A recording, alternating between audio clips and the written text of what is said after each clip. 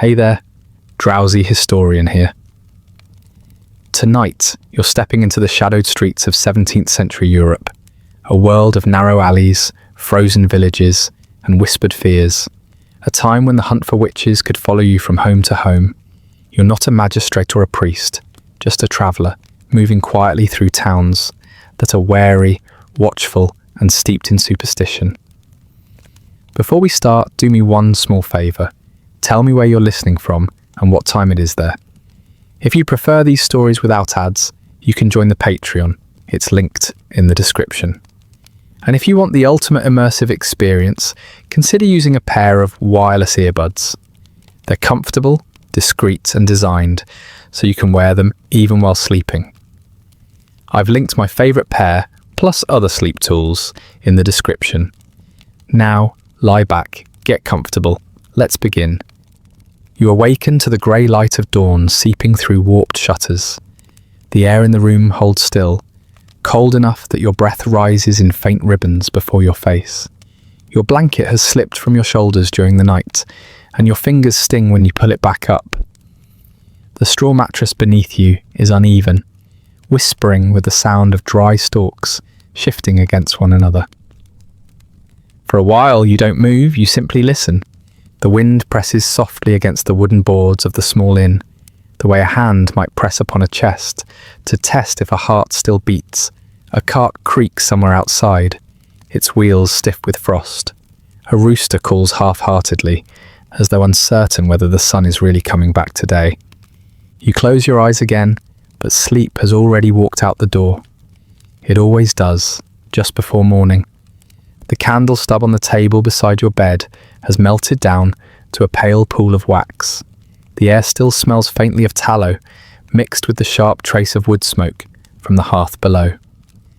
You can almost imagine that smell clinging to you like guilt, the smell of another rented room, another night spent in someone else's village, chasing someone else's devils. You pull yourself up slowly, careful not to disturb the wooden floorboards too much. They complain anyway. They always do. The floor feels rough under your feet, and when you bend to pull on your boots, the leather is stiff, cracked along the folds, where the cold has bitten it. Outside, the world waits with the patient silence of something that has seen you many times before. You button your coat, the thick wool catching against your gloves. The fabric smells faintly of damp smoke and travel, the scent of unending miles and moral certainty. On the chair, your hat waits, its broad brim slightly bent from last night's rain. You place it upon your head like a crown you did not ask for, but have long since learned to wear. When you open the door, the morning exhales into you. A pale mist curls across the fields beyond the village. The frost glitters weakly on the roofs, and every step you take through the muddy yard leaves behind a shape that freezes into permanence. You pause by the well. The rope is crusted with ice, and the bucket that hangs from it creaks softly, swaying with the movement of your breath. You wash your face with a little of the frigid water, the shock waking you fully. Your reflection trembles on the surface, the shape of a man who believes he is doing God's work, though the eyes that look back seem tired of knowing what that means. Somewhere down the lane a church bell rings, not for mass, not yet, only to remind the living that time still moves. You begin to walk toward the stables, your boots crunching through the frost.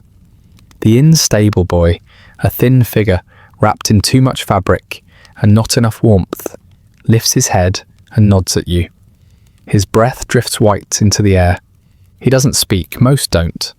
They've learned the tone of your coat, the stiffness of your posture. They've learned what kind of man rides through villages, asking about strange dreams and dying cows, about women who mutter to themselves and herbs that grow too well in winter. Your horse greets you with a dull, tired snort. Its mane is dusted with frost, its breath steaming into the cold morning air. You run a gloved hand along its neck, the warmth beneath its hide a small mercy. The world is quiet enough that you can hear the faint creak of the saddle straps as you tighten them.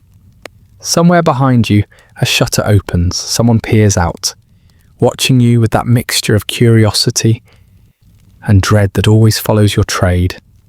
You mount slowly. The saddle is cold enough to bite. The road that stretches from the inn winds into the fog, narrowing into nothing as it disappears between the fields. A few bare trees stand like thin sentinels along the way, their branches black against the pale sky. Crows sit in them, hunched and thoughtful, their feathers slick with frost. You ride in silence. The only sound is the dull rhythm of hooves against half-frozen earth. The air smells faintly of wood smoke, peat and manure, the familiar perfume of rural certainty. Every village, every mile carries the same scent. It's the smell of belief, of people who still think the world is full of hidden corners where evil hides.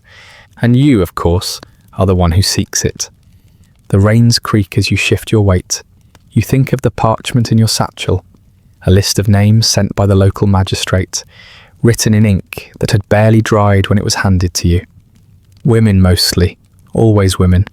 The handwriting was delicate, almost apologetic, as if the author half knew these accusations were thin, but also knew that doubt is more dangerous than faith.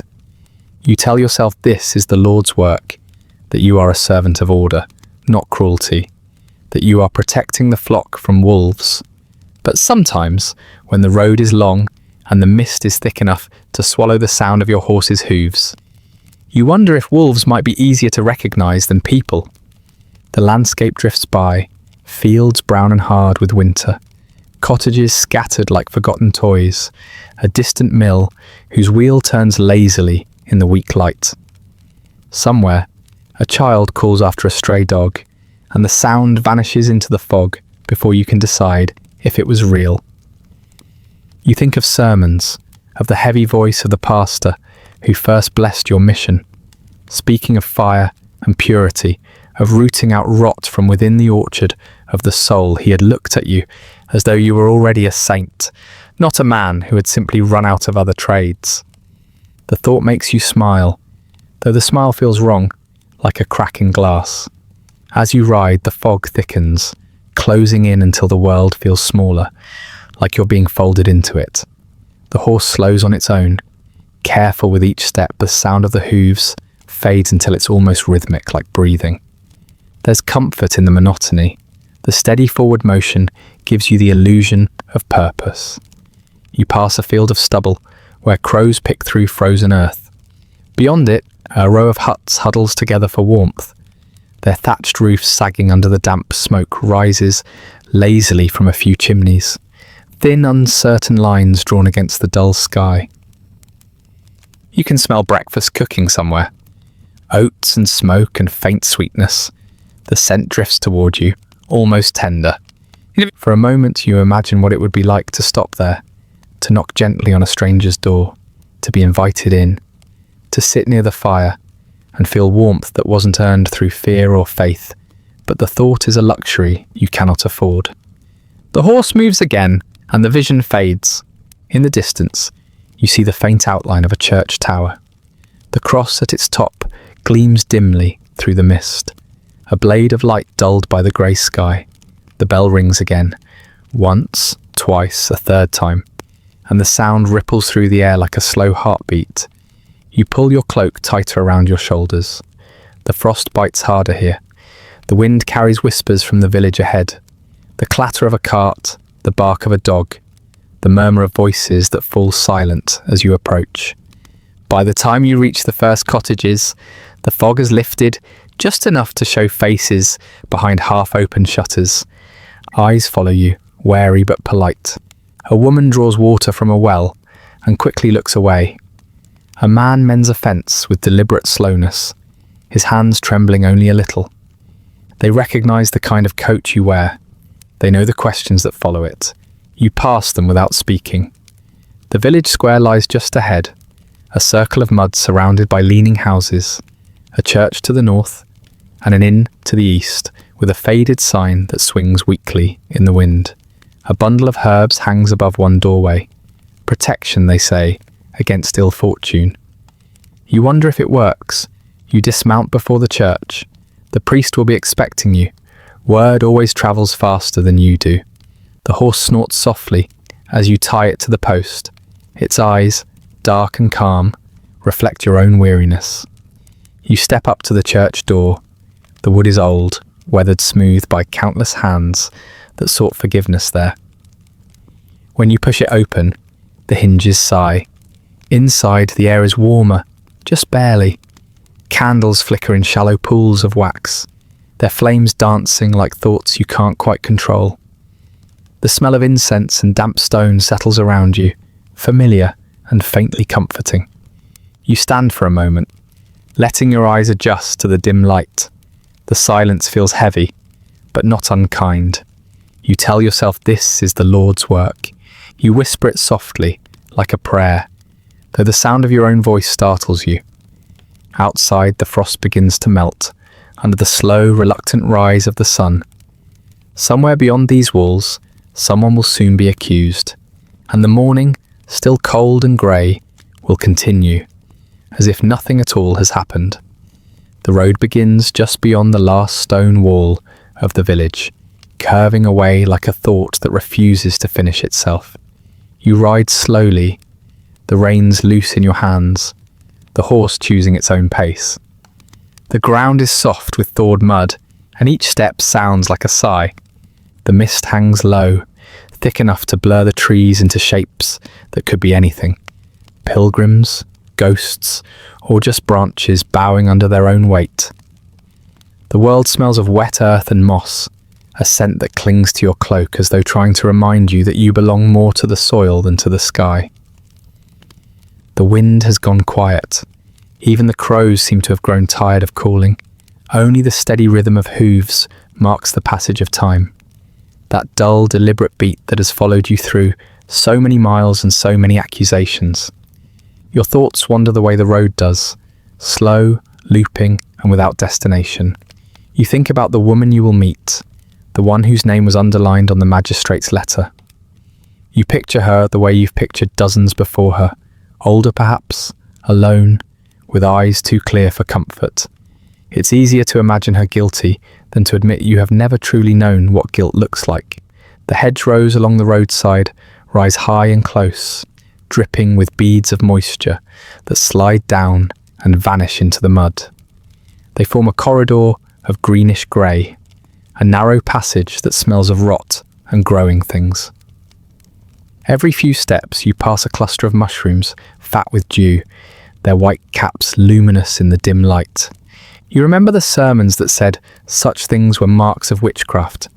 Fungi, moss, strange herbs that grow in the wrong season. You remember nodding solemnly, though you already knew how little the earth cared for sermons. The horse snorts softly, shaking its mane. You pat its neck out of habit. The animal has carried you farther than any companion ever has, and though it never speaks, its silence feels truer than most words. The mist thins for a moment, revealing a patch of open field. The grass there is brittle and pale, a frost-burnt gold that crunches softly in the wind. In the distance stands a scarecrow, its arms stretched wide, its sackcloth face turned toward you as if in greeting. The hat on its head is a black triangle of rot, half eaten by rain. You imagine it saluting you, another sentinel of righteousness, stationed in a field that forgot to grow. The road curves again, narrowing as it enters a small wood. The trees crowd close together, their trunks dark and damp, their branches like tangled fingers overhead. The smell changes here, earthier, heavier, touched by the faint sweetness of decay. You breathe it in, and it sits in your chest like memory.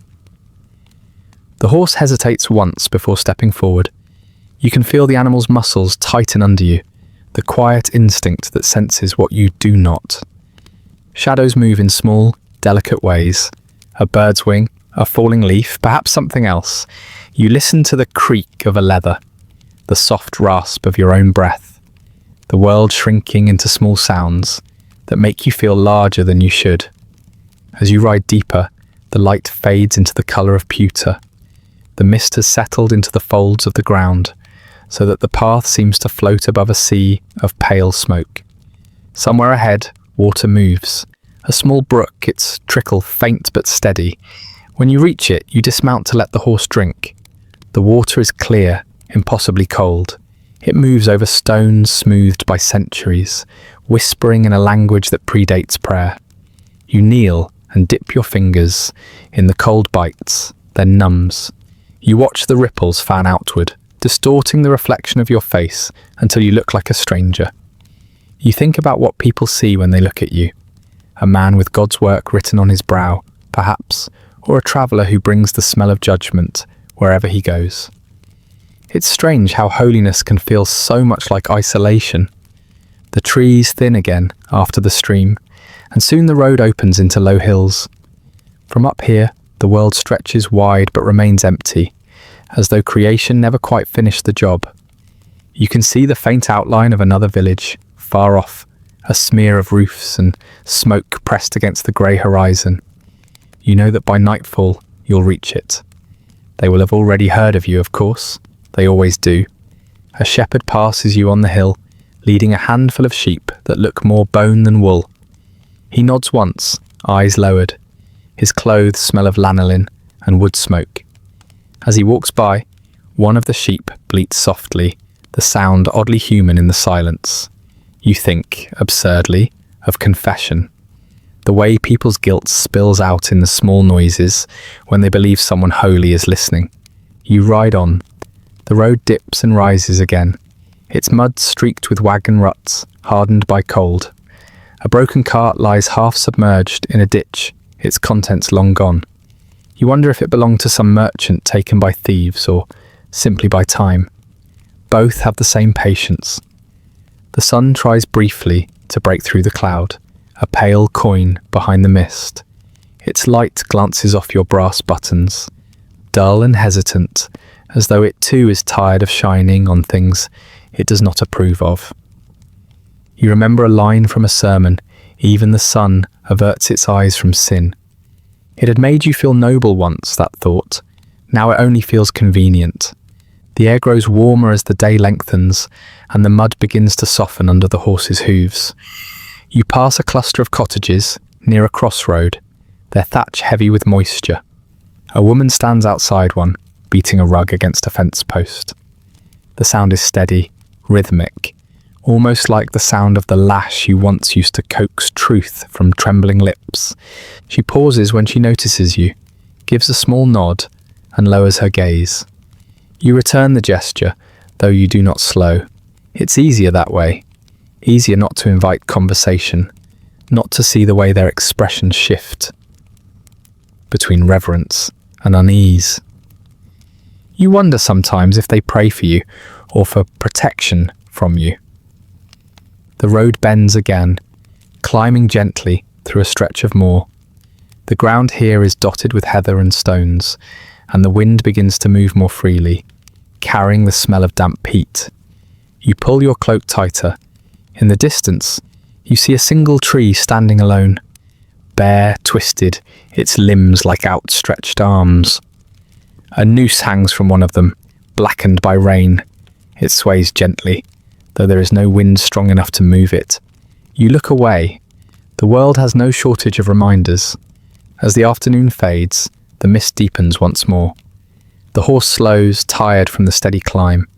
You dismount to walk beside it, boots sinking slightly into the soft ground. The sound of your steps merges with the dull rhythm of the animal's breathing. Together you move through the haze, two silhouettes wandering a road that never seems to end. The landscape becomes softer, blurred at the edges, as if painted in water and time. The path begins to descend, and through the mist you can just make out the shape of a wooden sign. Its paint has long peeled away, leaving only faint scratches that might once have named the next village. You trace them absently with your glove, but the words are gone.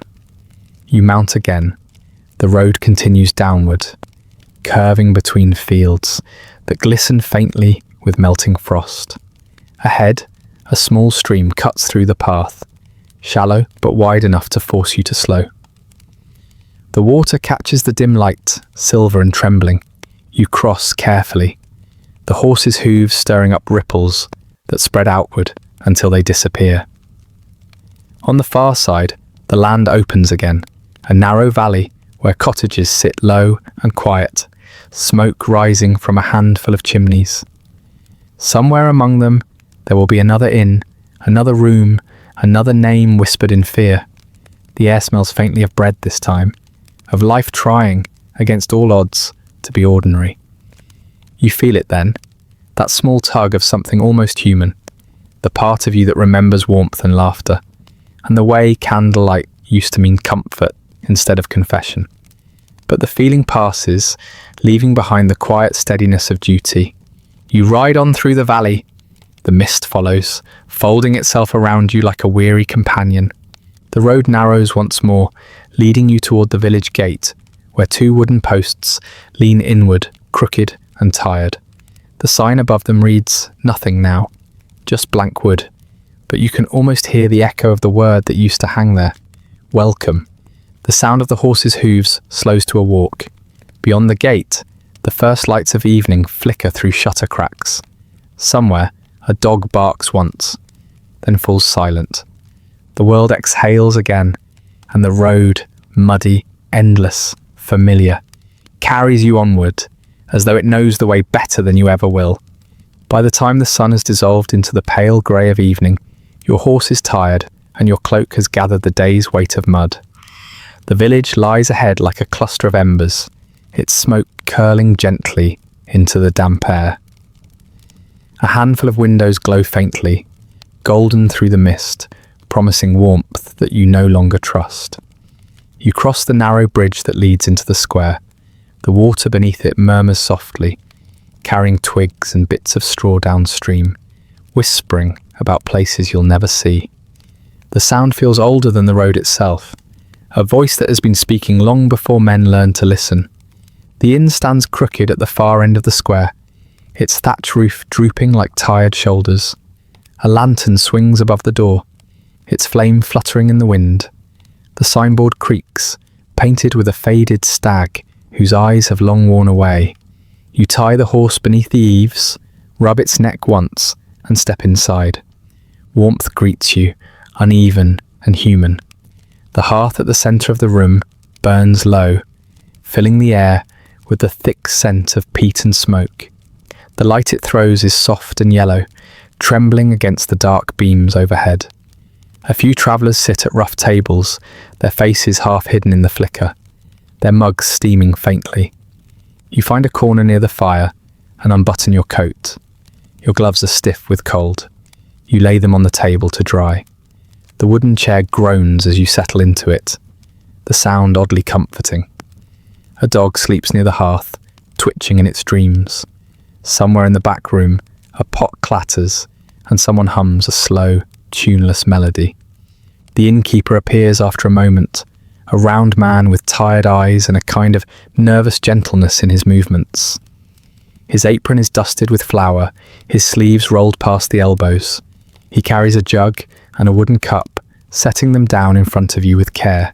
"It's not much," he says softly, "but it's warm." You nod.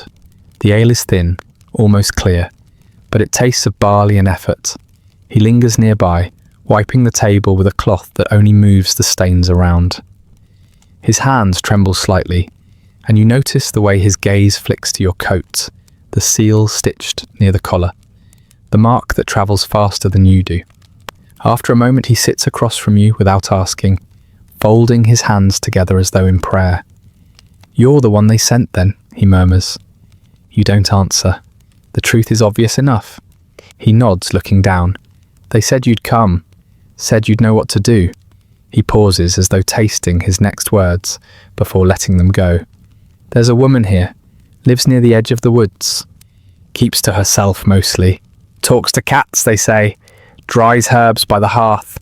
I've seen her walking in the fields at night sometimes, though maybe I only dreamt it." He smiles nervously, a flicker that dies before it can become warmth. "Folks say she's cursed them. Livestock dead, milk gone sour, that sort of thing. Same stories you've heard before, I'm sure." You watch the fire instead of him. The flames dance low, licking the edges of blackened wood, small and persistent, the way fear burns when it runs out of kindling. The innkeeper leans forward, lowering his voice. "I don't know that I believe it," he admits, "but belief doesn't matter much here. Once people start talking, it's like smoke in the rafters. It spreads and no one remembers where it started. You can hear the faint tremor in his voice. Not fear of witches exactly, fear of the neighbours, of the whispers that can unmake a life as easily as a match unravels straw. The ale is nearly gone. You pour another cup. The sound of the liquid hitting wood is soft, steady, hypnotic. The innkeeper's eyes flick to the jug, then back to you. She's a quiet sort, he continues. Kind mostly. Helped my wife when the fever took her. The others say she brewed something unnatural, but it was just willow bark, I think. She said it cooled the blood. It worked. He rubs his hands together slowly. Still, people talk. They always do. Outside, the wind sighs against the shutters. A hinge groans, the sound of old wood and older worries. You can smell the damp seeping in, the scent of rain and soil, and the faint tang of iron. The innkeeper looks toward the door, as though expecting someone. His voice drops again, barely a whisper. You'll go see her, I suppose? You nod once. He exhales long and quiet, as if that simple answer has lifted something heavy and invisible from the room. He tries to smile again, but his mouth doesn't quite remember how it's not far, he says. Follow the river east till the path bends. You'll see the smoke from her chimney. She always keeps the fire going. He stands, brushing his hands on his apron. I'll bring you bread. You look like you've been riding since yesterday. When he leaves, the silence folds in neatly around you. The fire crackles. The dog shifts closer to the warmth. The room smells of ale and damp wool. You listen to the slow pulse of the flames, the way they breathe. In the far corner, two men whisper over their drinks. You catch a few words: herbs, cat, midwife. The words hang in the air like drifting ash. You've heard them all before, though they never stop sounding new to the people who speak them. The bread arrives, coarse and dark, still warm from the oven. You eat it slowly, tasting the grain, the smoke, the faint salt of someone's labour. The innkeeper hovers by the counter now, pretending to tidy mugs. His shoulders are tight, his hands restless. When you finish, you stand. The chair sighs beneath you. Coins clink softly on the table. Keep the rest, you tell him. He hesitates, his eyes flicking again to your coat, then to your face. You'll find her easy enough, he says, voice low. But be careful what you find. You nod once more and pull your gloves back on. The leather is still damp, the chill biting through the seams. When you open the door, the night greets you with a rush of cool air and the faint scent of rain beginning to fall.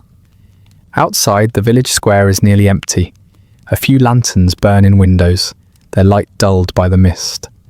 You hear someone's laughter in the distance, soft, uncertain, quickly swallowed by the dark. You pause under the eaves, adjusting your cloak. The horse stamps a hoof, impatient, its breath curling white in the air.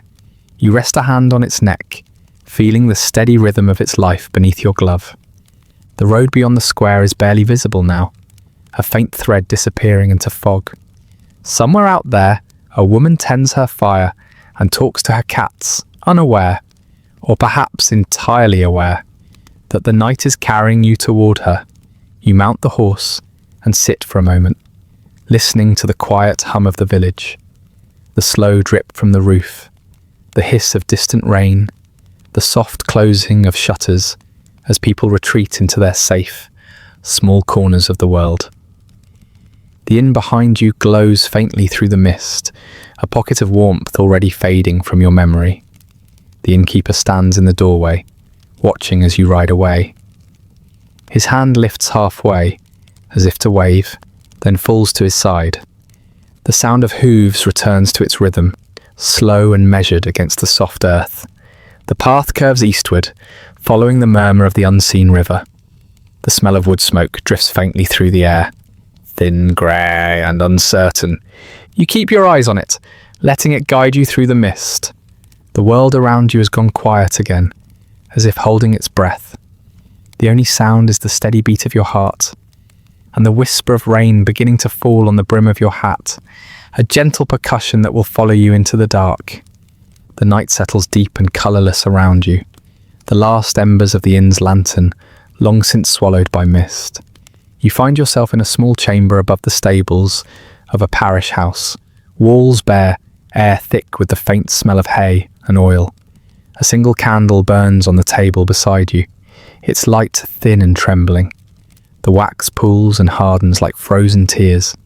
You sit hunched over the desk, cloak draped around your shoulders, the quill poised between your fingers, like a blade waiting for the first strike. The parchment stares back, blank and expectant. The inkpot's surface gleams black as the river at midnight. You dip the quill. The sound is faint, a whisper of feather against liquid darkness. Then the first stroke, a name, then a charge, then a scripture, to bind it all together. The letters unfurl in deliberate rhythm, beautiful in their precision. Your handwriting has grown steadier over the years. The forms are crisp, disciplined, clean. Every word feels like truth when written beneath the candlelight. The seal, when pressed to wax, feels like justice given form. You've learned that power has a smell, not the scent of blood or smoke, but of hot wax and ink drying on parchment. It clings to your hands, mingling with the faint salt of your sweat. You write what must be written. Accusations dressed as divine record, oaths clothed in verses. You borrow the language of the righteous, abomination, deliverance, purity. The ink carries it all like a river carrying silt, heavy with the weight of things better left unspoken. The candle sputters. Shadows breathe against the walls. Outside, rain taps softly on the shutters, a patient rhythm that seeps through the cracks and into the marrow of the room. You pause to listen, quill poised mid-air. For a heartbeat, it almost sounds like a voice. You push the thought aside.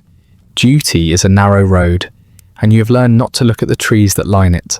They move too easily in the wind, whisper too freely to the darkness. Another letter, another name. You remember the innkeeper's face, the tremor in his voice when he spoke of the woman by the woods. You remember the faint warmth of the bread, the softness of his fear. You write his name too, though not as a suspect, merely as witness. It feels like mercy, though you suspect it is not. Your hand trembles slightly.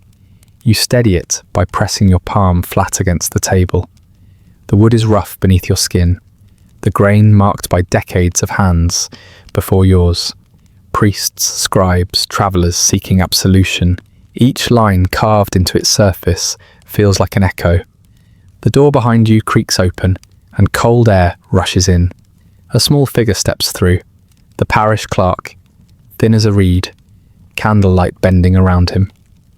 He carries a small book bound in cracked leather. "They'll gather by morning," he says softly. "The magistrate will want your word before the sermon."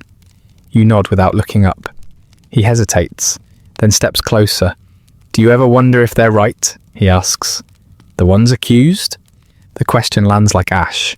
You set the quill down carefully. "Truth," you say, though your voice feels foreign, "is not what we wonder. It's what we are given."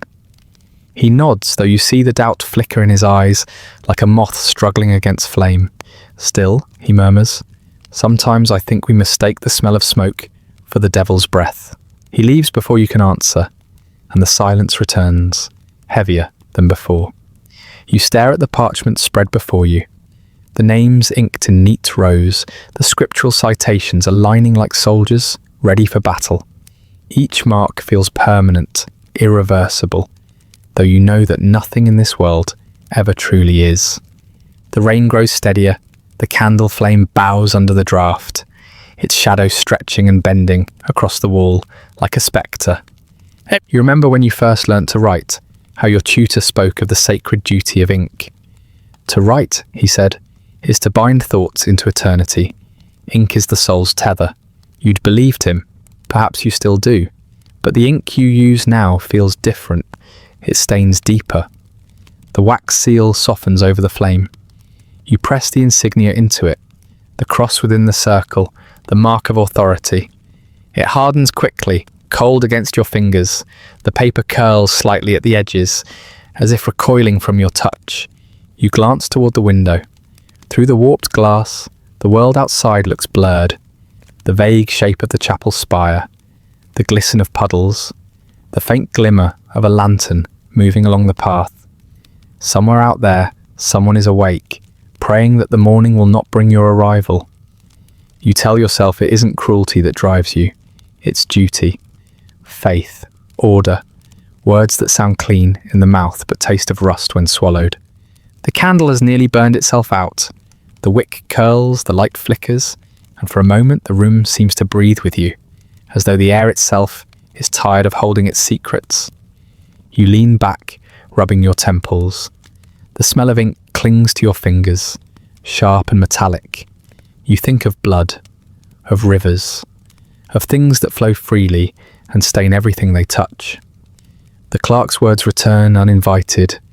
We mistake the smell of smoke for the devil's breath. You wonder if that's true, if belief has simply made you deaf to the difference. The flame gutters, the ink dries, the room begins to cool. You rise, gathering the papers into a neat stack. They feel heavier than parchment should, as if the words themselves have weight.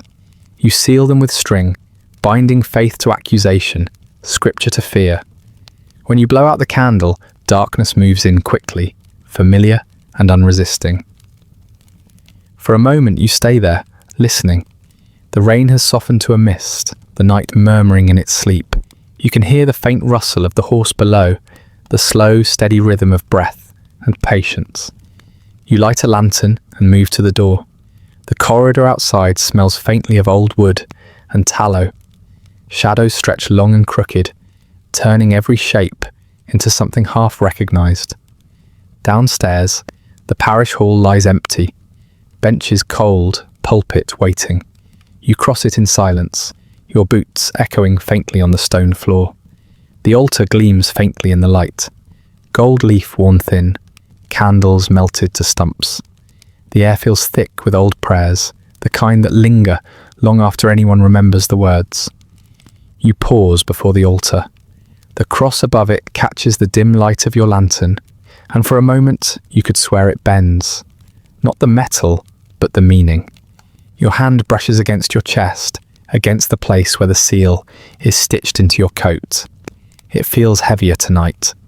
You wonder if it's the cloth or the conscience that bears the true weight. Behind the chapel, through the rain-slick courtyard, you see the faint trail of smoke rising from beyond the trees, a steady column against the pale sky. You know whose chimney it is. You know you'll ride there soon, with the letters now drying on the table upstairs. The lantern in your hand flickers. The light wavers over the stones, revealing old stains near the threshold. Brown, uneven, nearly invisible. You look at them for a long moment before stepping past. The door creaks open and the night exhales. The rain has stopped, leaving the world wrapped in silence. Somewhere far off, a dog barks once and then is quiet. The smell of wet earth rises around you, rich and heavy. You draw your cloak close and start toward the trees. The air is colder now, sharper, as if it too is waiting to see what you'll do. Each step feels deliberate, each breath measured. The ink still stains your fingertips. When you lift them to your face, the scent lingers. The smell of certainty and everything that certainty destroys. The lantern's light glows faintly on the path ahead, gold against grey. The smoke from the chimney wavers in the distance, waiting. And you keep walking toward it, because that is what duty demands, and because turning back would mean admitting you've already begun to doubt. The morning greets you with the colour of old pewter. The sky hangs low, pressing its weight upon the earth until even the trees seem to bow beneath it. You ride with your cloak pulled close, the road narrowing into a path of mud and frost. The horse's breath drifts upward in pale clouds, vanishing before it meets the air. The forest thins at last, and you glimpse the roofs of the village ahead, crooked, slanted things that lean into one another like tired men at prayer. The smoke from their chimneys barely rises before the mist devours it.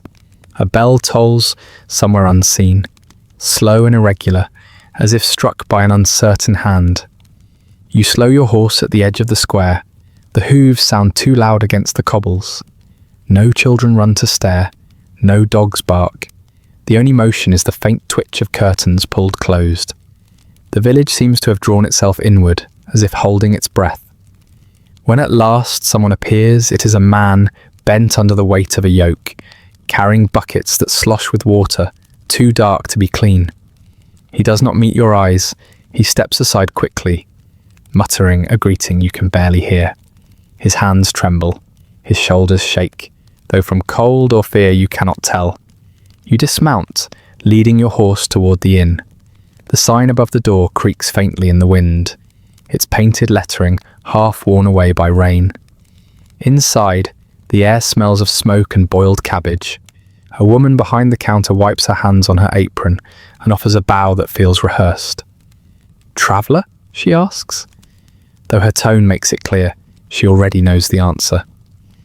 "An officer of inquiry," you reply, showing the seal stitched into your sleeve. The room grows quieter. Even the fire seems to hesitate in its crackle. She nods once, curtly, and gestures toward a corner table. "You'll want something hot? It's been a long road." You sit. The bench wobbles beneath you. Around the room, a few men pretend not to stare. They speak in low voices, the kind that stop the moment your gaze moves their way. The innkeeper returns with a bowl of broth. The steam curls upward, carrying the scent of onion and tallow. You thank her, though your voice sounds strange in the stillness. After a time, she leans closer, lowering her voice. "You've come for the widow by the mill, haven't you?" You look up slowly. Her eyes flick toward the window, where the grey light bleeds through the glass. "Everyone's been waiting," she says. "They've been certain for months now the cows die. The bread won't rise, the children wake screaming. And that woman," she hesitates, pressing her lips together. She smiles through it all, like it pleases her. You listen. You stir the broth. The wooden spoon makes small circles that leave patterns on the surface.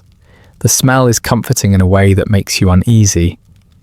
"She was kind once," the innkeeper continues, "before her husband died. Now she walks at night, talks to herself, keeps a cat with one eye. You'll see for yourself soon enough." Her words hang between you like frost on glass.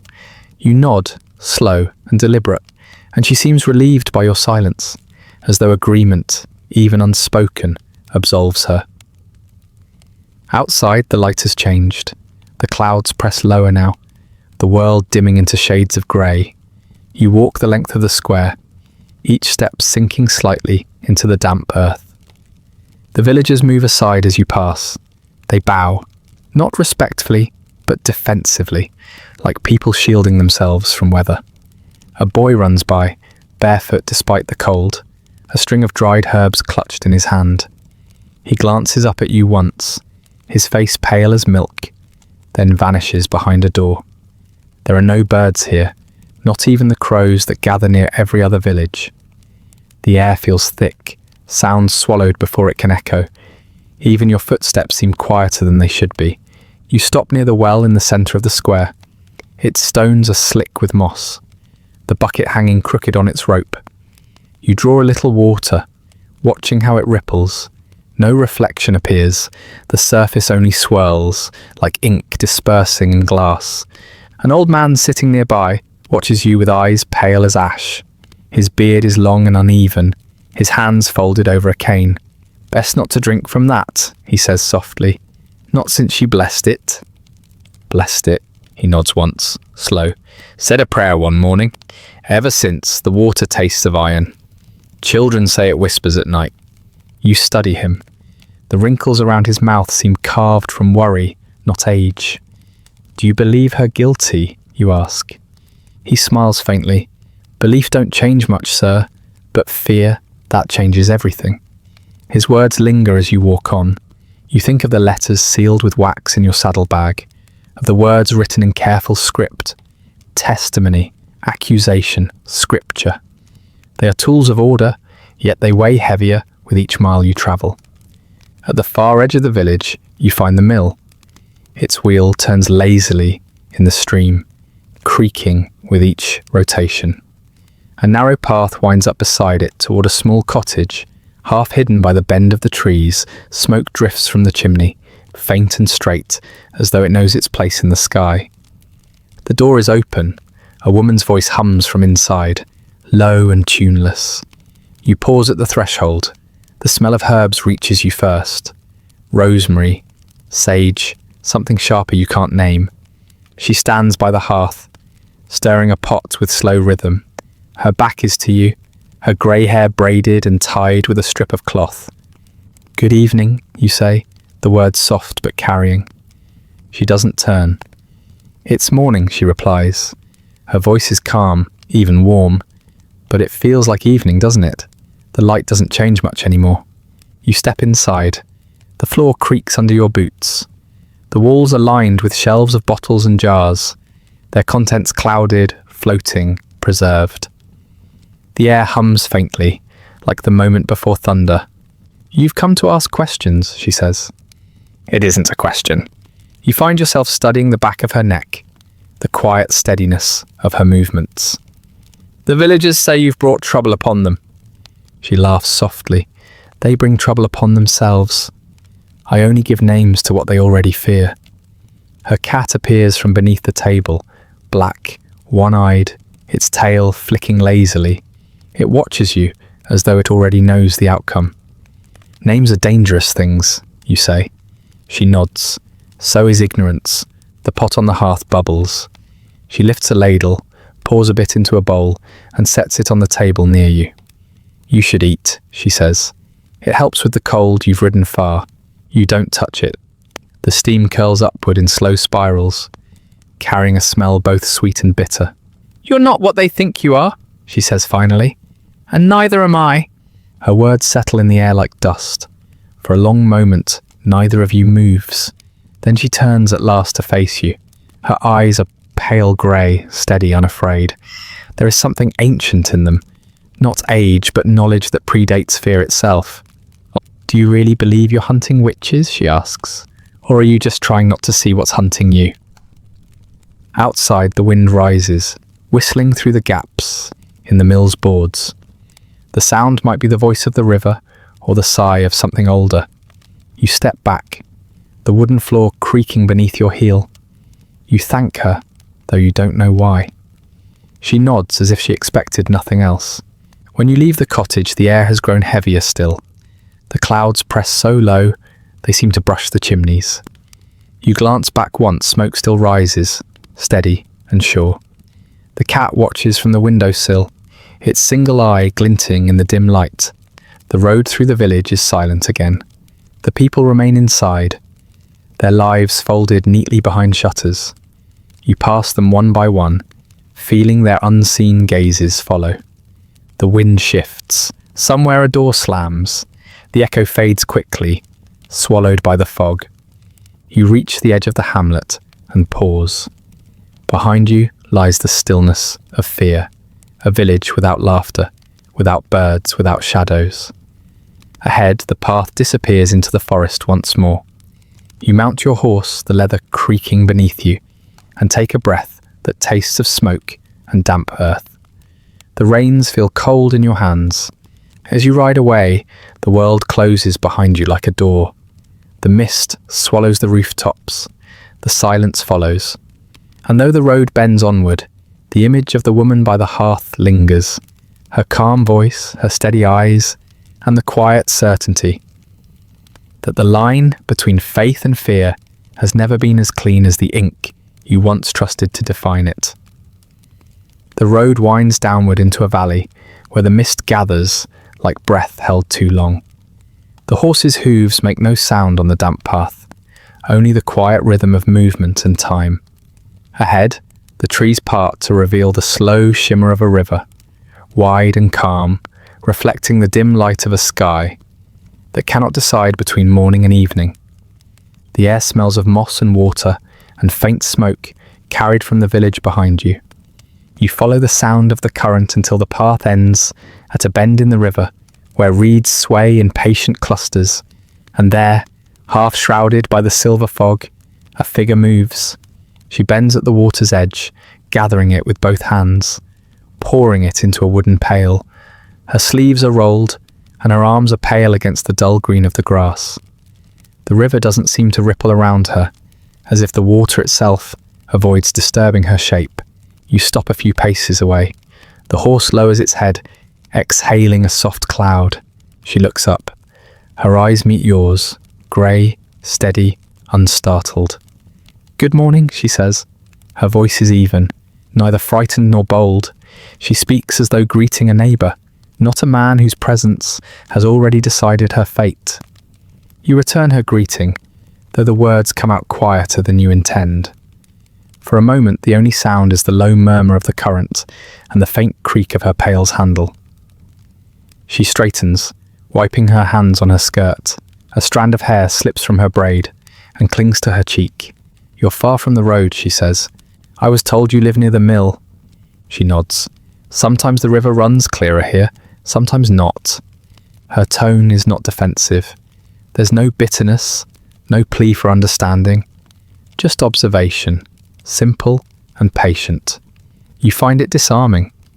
Most people, when they see the mark on your sleeve, avert their gaze or choke on their own confessions, but she only watches you with the calm of someone who has already measured what fear costs and decided it isn't worth paying again.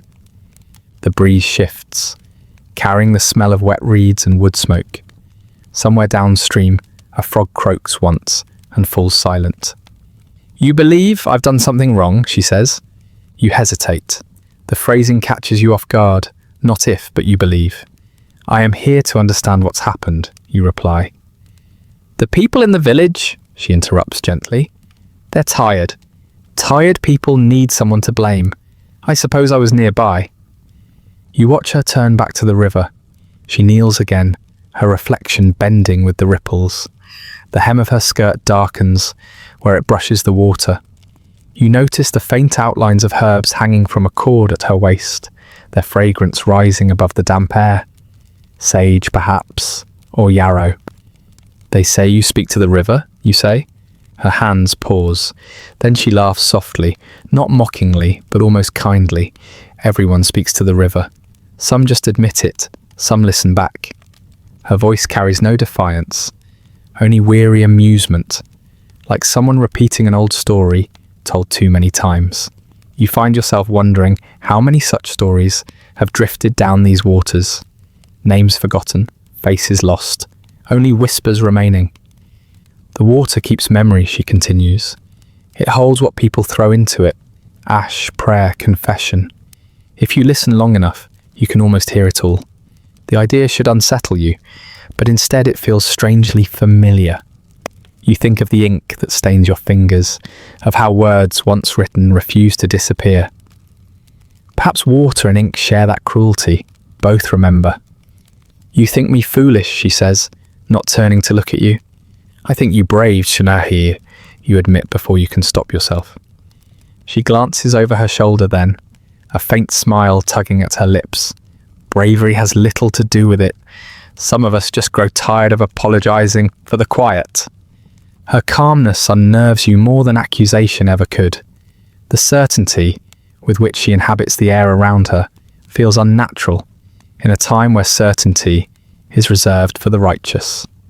The horse shifts beside you, hooves sinking slightly into the soft earth. You realize how long you've been standing there. The chill has crept up your sleeves. "You've written the letter already, haven't you?" she asks suddenly. The question freezes you. She rises slowly, the empty pail dangling from her hand. "I've seen your kind before." You write before you speak. The words come easier when the ink's still warm. You don't answer. The truth sits heavy between you, too honest to name. She steps closer until the smell of the river and the faint scent of her herbs mingle in the air.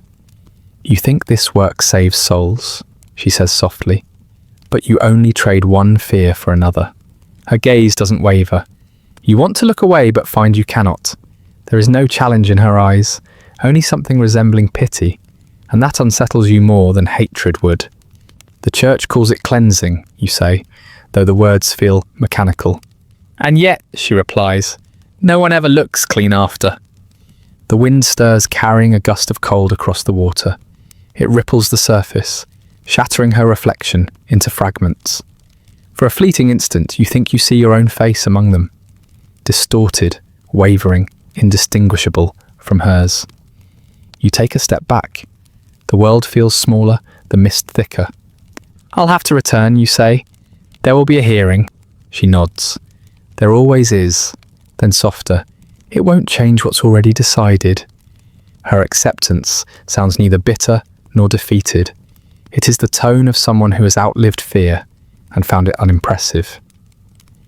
You mount your horse. The leather groans. The reins are damp in your hands. She watches you the way the river does, quietly, without judgment. You could leave, Kaki, you say, surprising yourself. Before they gather, there are woods enough beyond the hills. Her smile is faint, nearly invisible. And what then? You'd come looking. Someone always does. The river moves between you, endless and indifferent. You think of the letters drying back in the parish room, the ink sealing names like a quiet curse. You think of the weight of that quill, of the wax that hardens too quickly. She bends once more to the water, dipping her fingers into the current. Tell them, she murmurs, that the river forgives everyone, even those who never listen. You want to ask what she means, but the moment feels too fragile to touch. The fog has thickened, the world narrowing to her figure, the reeds, the water, the sound of your own breath. You turn your horse toward the path. The mist parts just enough to show you the way. Behind you, the faint splash of water echoes once, twice, then fades. As you ride, the silence grows. The trees lean close on either side, branches brushing your shoulders like hesitant hands. Somewhere far off, the first bell of the day rings from the village, hollow and uncertain. You do not look back. You tell yourself it's because the road demands attention, but you know it's because you're afraid the river might remember you too. The forest opens slowly, revealing fields stripped bare for winter. Smoke drifts from scattered cottages. The world continues. Unbothered, unrepentant, you realise, not for the first time, that duty has no scent or sound of its own. It simply borrows those of whatever it destroys. You ride until the river's murmur fades behind you, replaced by the faint hum of the wind through dry grass. Ahead lies another village, another square, another name waiting to be written. The horse keeps a steady pace, guided more by habit than will. The road bends east. You follow it, the reins slack in your hands. The mist thins at last, revealing a horizon that looks like it's been rubbed out and redrawn too many times. You don't notice when you begin to hum. The same tuneless pattern she had been singing by the water. It lingers in the air, faint as breath, and though you would never say it aloud, you find that the sound soothes you more than any prayer you've ever recited. The air inside the hall is thick, not with warmth, but with the press of bodies and the low hum of unease. You stand near the door, where the cold still leaks in through the cracks. The room smells of wool dampened by fog, of tallow smoke, and the sourness of breath held too long. The benches creak beneath the weight of the villagers. Faces turn toward the front. Pale ovals lit by flickering candles. Their eyes shift between you and the magistrate's chair, as though watching for permission to speak. You know this ritual well by now. The moment before a name becomes a wound. The scribe sits beside you, ink-stained fingers poised above the parchment. The quill trembles, waiting for words it already knows. Someone coughs. The sound echoes unnaturally, swallowed by the rafters. Then from the first row, a woman stands.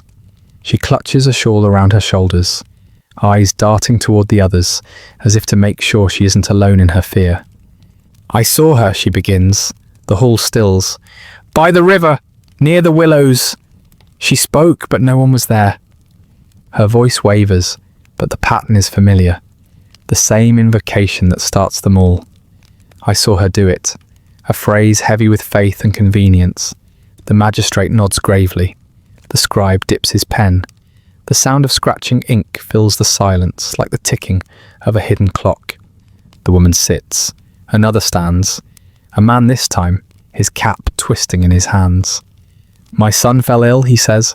"She passed by our field the day before. The cow bellowed that night. By dawn, the boy burned with fever." You watch his lips tremble as he speaks. His grief shaped into accusation. Clean and sharp. It is easier to curse a face than to question the emptiness that steals your child's breath. The scribe writes again. The parchment grows heavier. One by one they rise, each with a story that sounds like an echo of the one before it.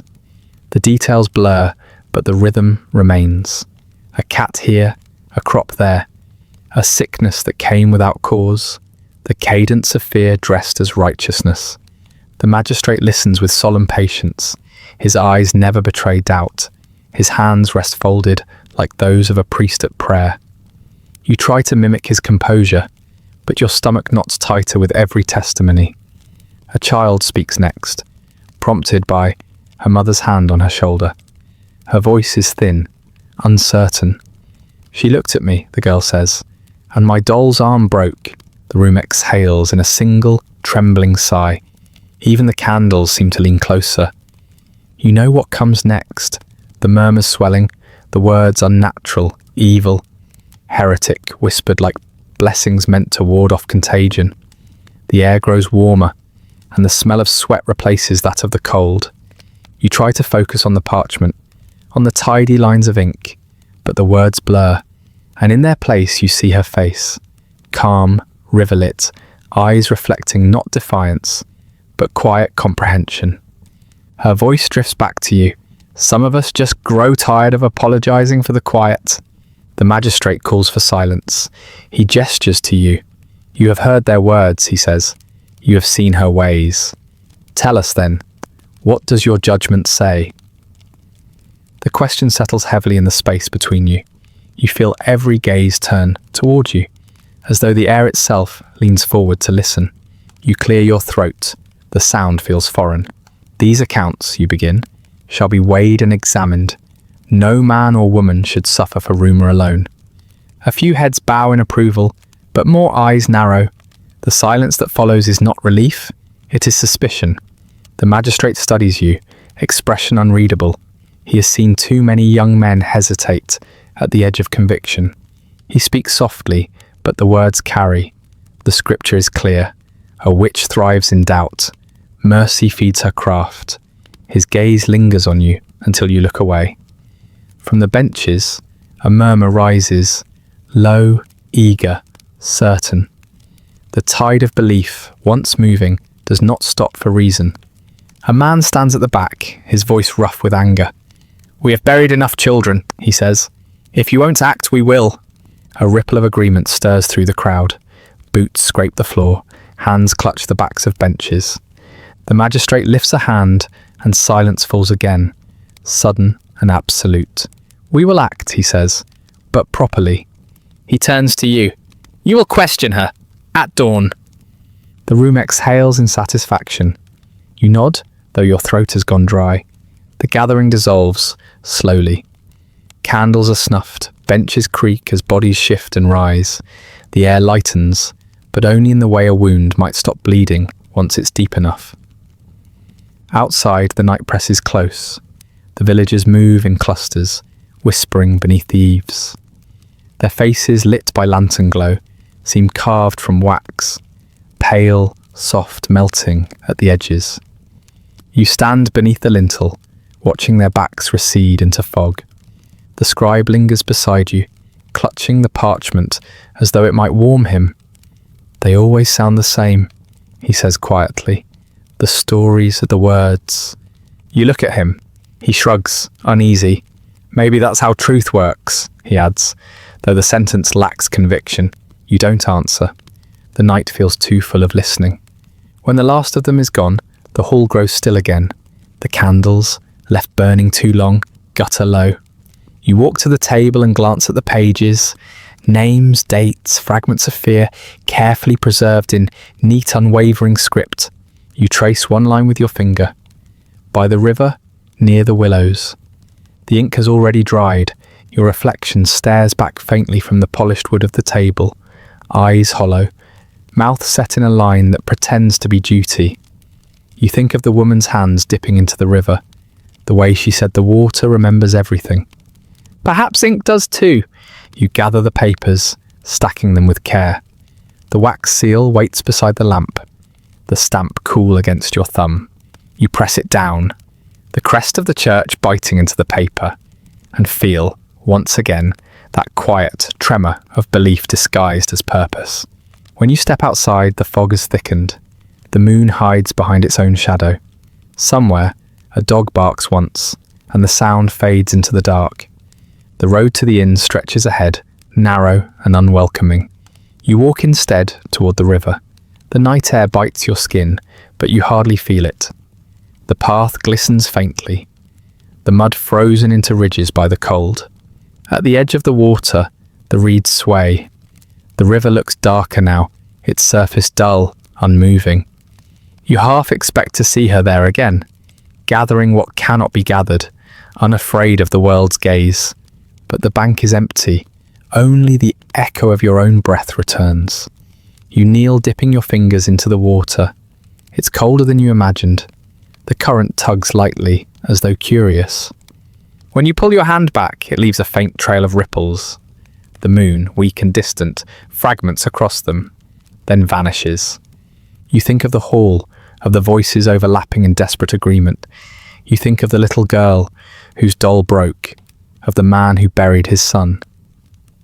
You think of how each of them found relief in the same story, a story that ends with fire and absolution. And you realize, with a heaviness that feels almost like clarity, that belief needs no proof. It only needs a target. The river murmurs softly, its sound like breath against the world's ear. You whisper to it, though you don't know why. Forgive me. The water takes the words and gives nothing back. You stand, the chill sinking deep into your bones.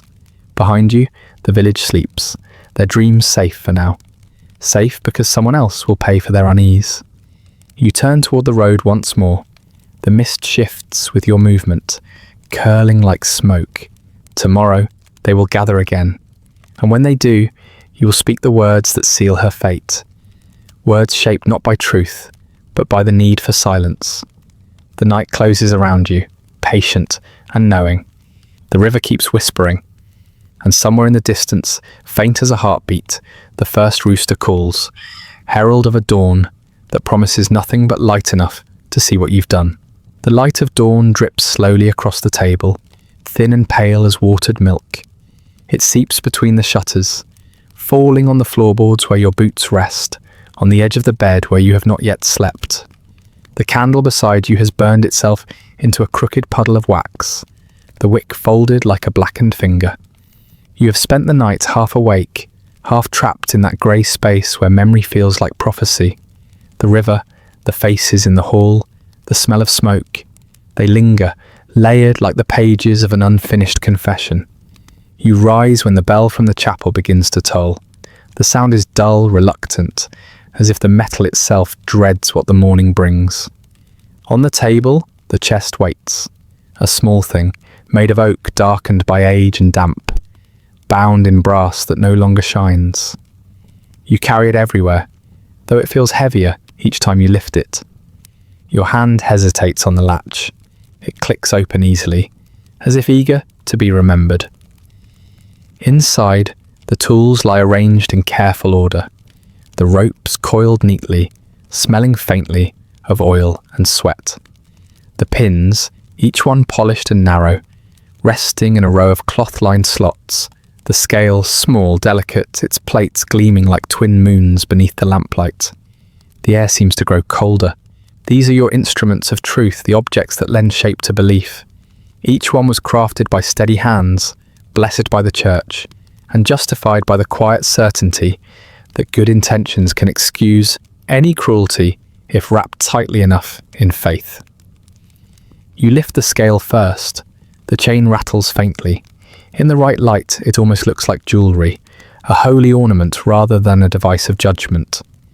You balance the plates with your finger and watch as one dips slightly lower, though there is nothing upon it yet. It reminds you of the way voices tip a room, one accusation outweighing silence, no matter how empty. You set it down carefully. Next come the pins. They glint like icicles, fragile and cruel. You know the ritual by heart, the search for the devil's mark, the places on the skin that feel no pain. It was taught to you as a science, a method of certainty. The body, they said, could not lie, but you should remember too many faces. Women trembling as cold metal pressed against their flesh. Men watching from corners, with their mouths set in grim approval. And always the same result.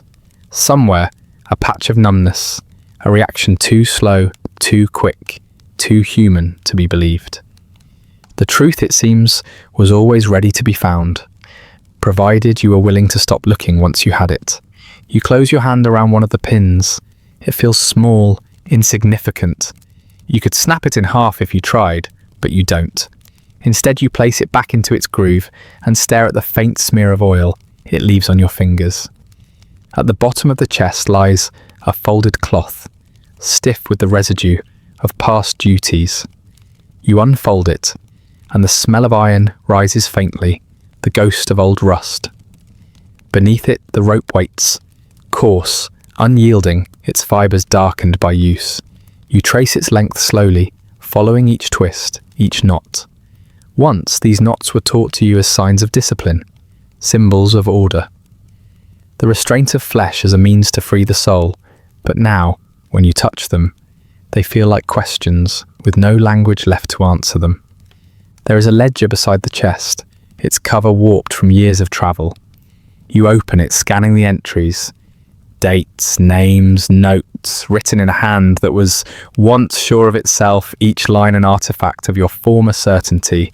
Found guilty by testimony of 3 witnesses, tested by the scale, confessed after the 3rd questioning, repented before death, soul likely saved. You close the book. The page flutters shut like a bird folding its wings. Outside, the morning hums quietly. You can hear the village stirring, the soft slap of buckets at the well, the crunch of frost beneath hooves, the muffled laughter of children, too young to understand what their elders fear. It's always strange how normal the world remains while it prepares to condemn. You pack the chest slowly, methodically. The tools fit together with unnerving precision, each piece finding its place like a memory returning home. You tie the latch shut and carry it beneath your arm. The path to the hall is short. Frost clings to the thatched roofs like dusted sugar, and smoke curls lazily from the chimneys. The air smells of burning peat and something faintly metallic, the scent of arkin mixed with morning fog. People watch as you pass. They don't speak, but their eyes follow. Respect and dread, twin expressions worn like masks. To them, you are the hand of order, the boundary between safety and chaos. You nod to no one. You prefer it that way. Inside the hall, the magistrate waits. His hands rest on the table, fingers steepled. Behind him, the scribe is already at work, the scratch of his quill steady and unfeeling. The accused is brought in. She looks smaller in the morning light, her wrists bound, her hair unkempt. But her eyes, they haven't changed. They hold that same steady calm, the kind that makes you want to look away. She doesn't struggle. She doesn't plead. She stands as though this is merely another morning, another meaningless ceremony in a world full of them. The magistrate speaks first, his voice a smooth mixture of authority and piety. He recites the charges, the testimonies, the scriptural verses that justify each one. You hear the words, but they sound distant, hollow shapes carved into the air. When he finishes, he turns to you. "Begin the examination," he says. You nod. The chest feels impossibly heavy now. You set it on the table, the brass fittings clinking faintly. The sound echoes, thin and sharp. You open the lid. The villagers lean forward, drawn by the quiet promise of spectacle.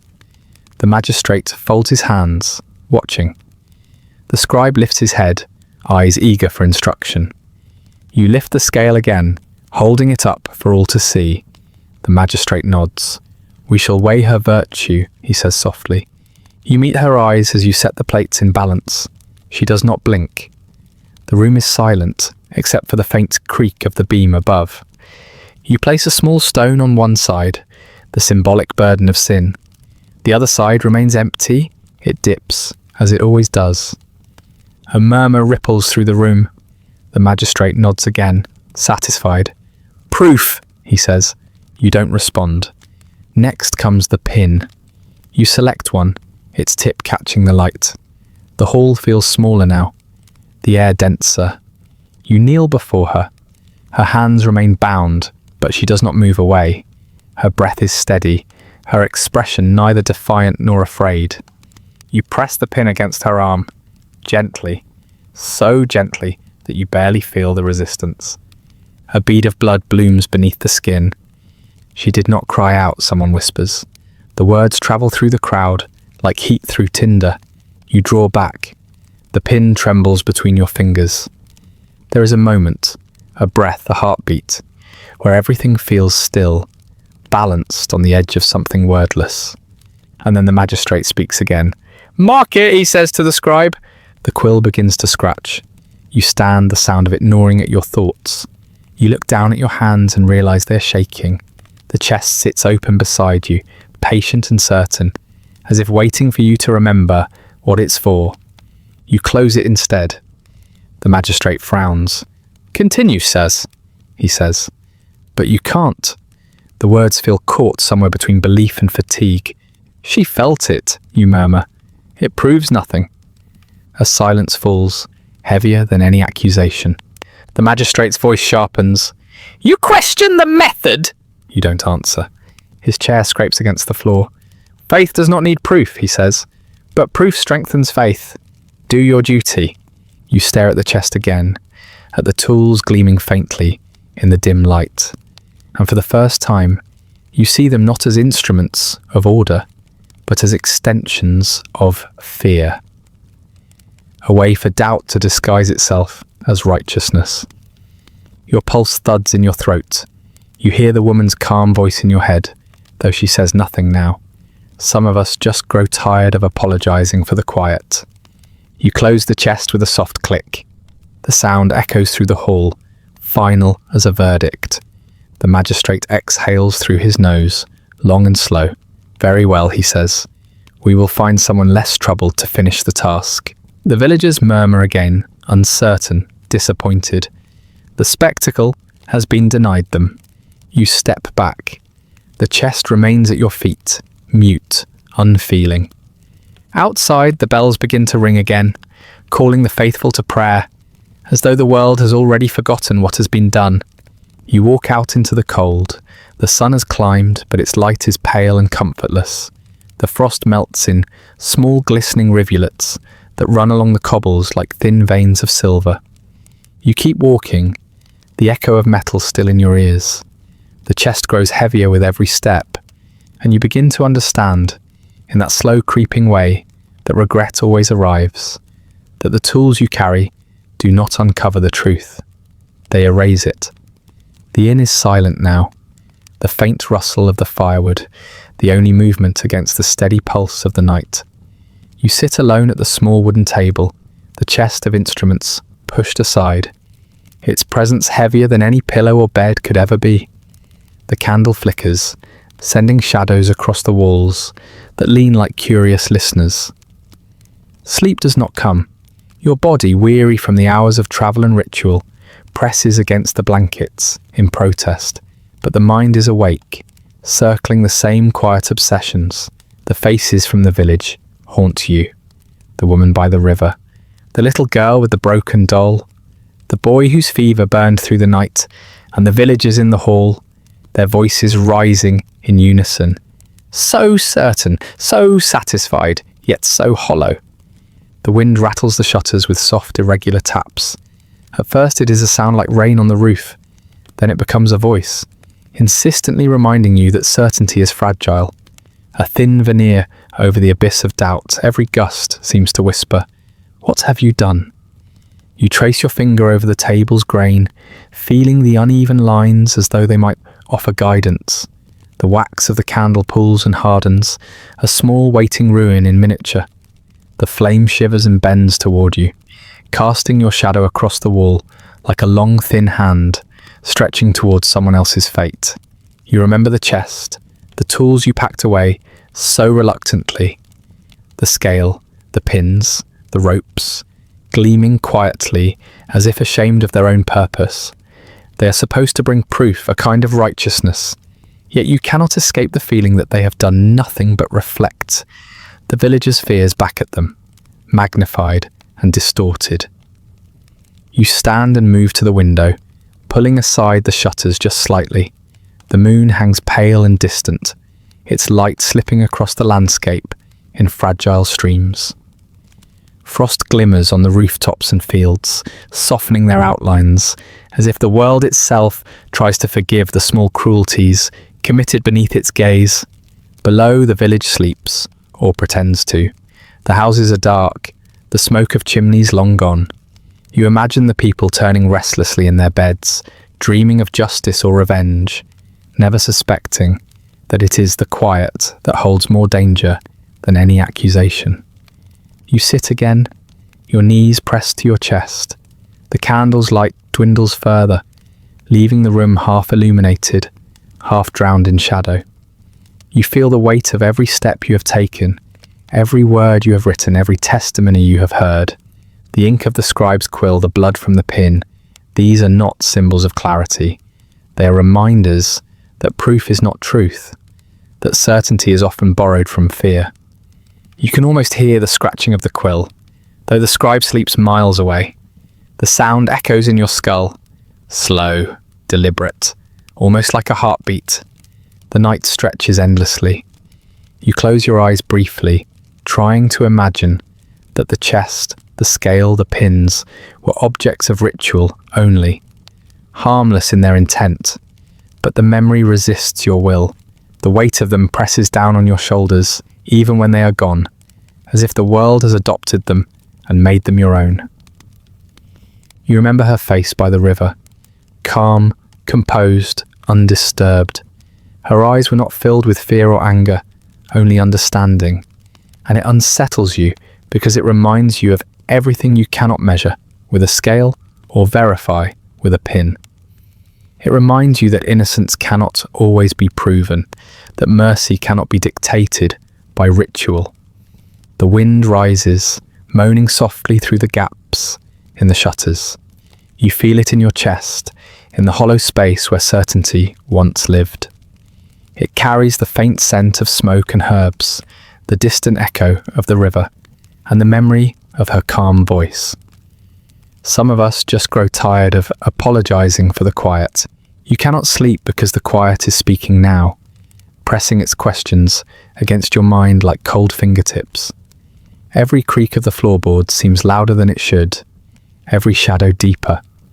You listen for the sound of the river again, imagining its slow current carrying away more than water, carrying away the weight of judgment, of accusation, of proof that proves nothing. You rise and pace the small room. The candle flickers, throwing brief glimpses of the chest in the corner. Its shadow stretches and contracts with each step, morphing into shapes you do not recognize. For a moment you wonder if the tools inside are watching, waiting for your next movement, anticipating your next command. The thought makes you shiver, not from fear exactly, but from understanding.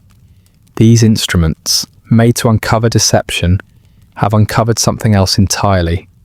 Your own uncertainty, your own complicity, the heavy truth that you may have done more harm than good in the name of justice. Outside, the wind shifts again. It carries the faint, almost imperceptible smell of river water, damp, earthy, alive. You imagine her there, by the reeds, gathering water with gentle hands, untouched by accusation, untouched by ritual. The contrast between her calm and the chaos of the hall and your chest of tools gnaws at you. You sit once more at the table, Your hands cover your face. You try to name your own emotions: regret, doubt, fear, shame, all tangled together in a quiet tangle that cannot be pried apart. The candle sputters, sending tiny sparks upward. You watch the smoke drift lazily to the ceiling, ephemeral, almost forgiving. Somewhere in the night, a church bell tolls, 1, 2, 3 times, hollow, deliberate, marking the hours you cannot sleep. Each strike resonates with the weight of 100 judgments past, 1,000 whispered accusations, 1,000,000 unspoken fears. You think of the villagers, the magistrate, the scribe, the little girl with the broken doll. You think of the woman by the river, the calm in her eyes, the water that remembers.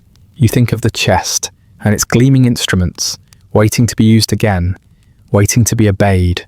And then you understand, slowly, as the candle burns lower and the night presses closer, certainty is not a gift. It is a burden, carried silently, often unquestioned, often misused. Those who wield it may believe themselves instruments of God, but in the quiet, when the wind knocks at the shutters, the truth becomes undeniable. It is a kind of blindness, as a shadow that follows every step. You cover your eyes and rest your head against the table, letting your forehead press against the rough wood. The candle's glow dims to a thin thread. The wind sighs outside, patient, persistent. Sleep does not come. You hear it again, faintly, the river, or memory of it, or perhaps a whisper of conscience. It drifts through the window, past the shadows, past the chest, past the echo of your own heartbeat. It says nothing, yet speaks everything.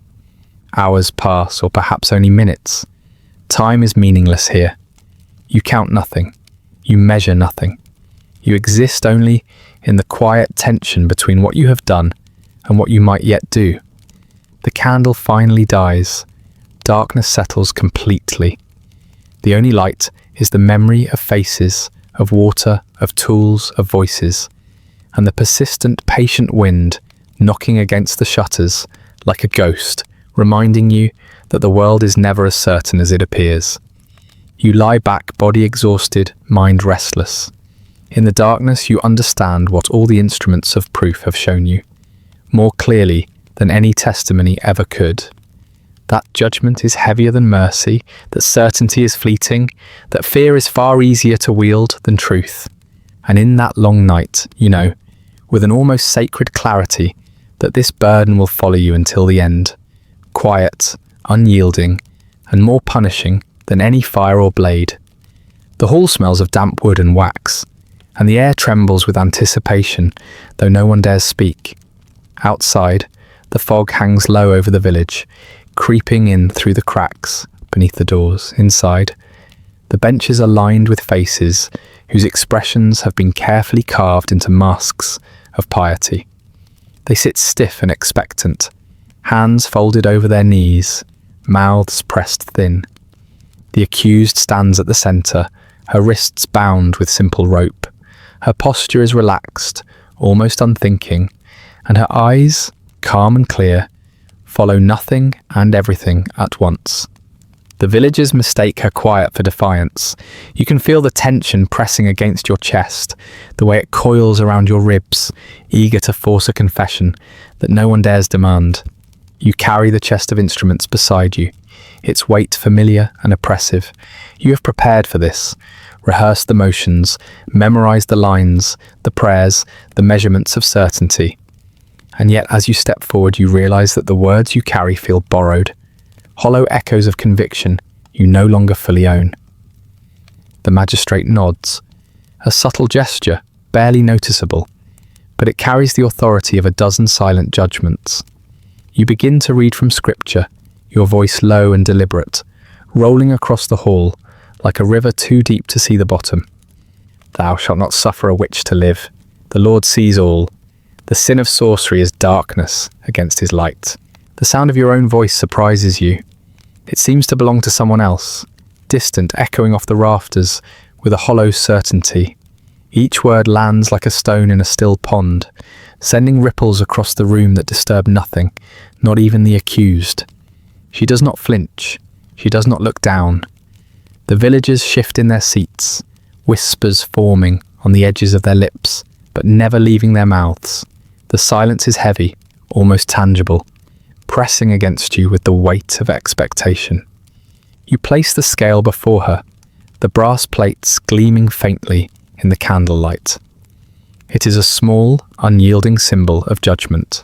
You lift one plate, drop a weight into it, and watch the other rise, as though testing her innocence against a measure that exists only in belief. The accused tilts her head slightly, her expression neutral, and in that moment you sense the futility of the ritual.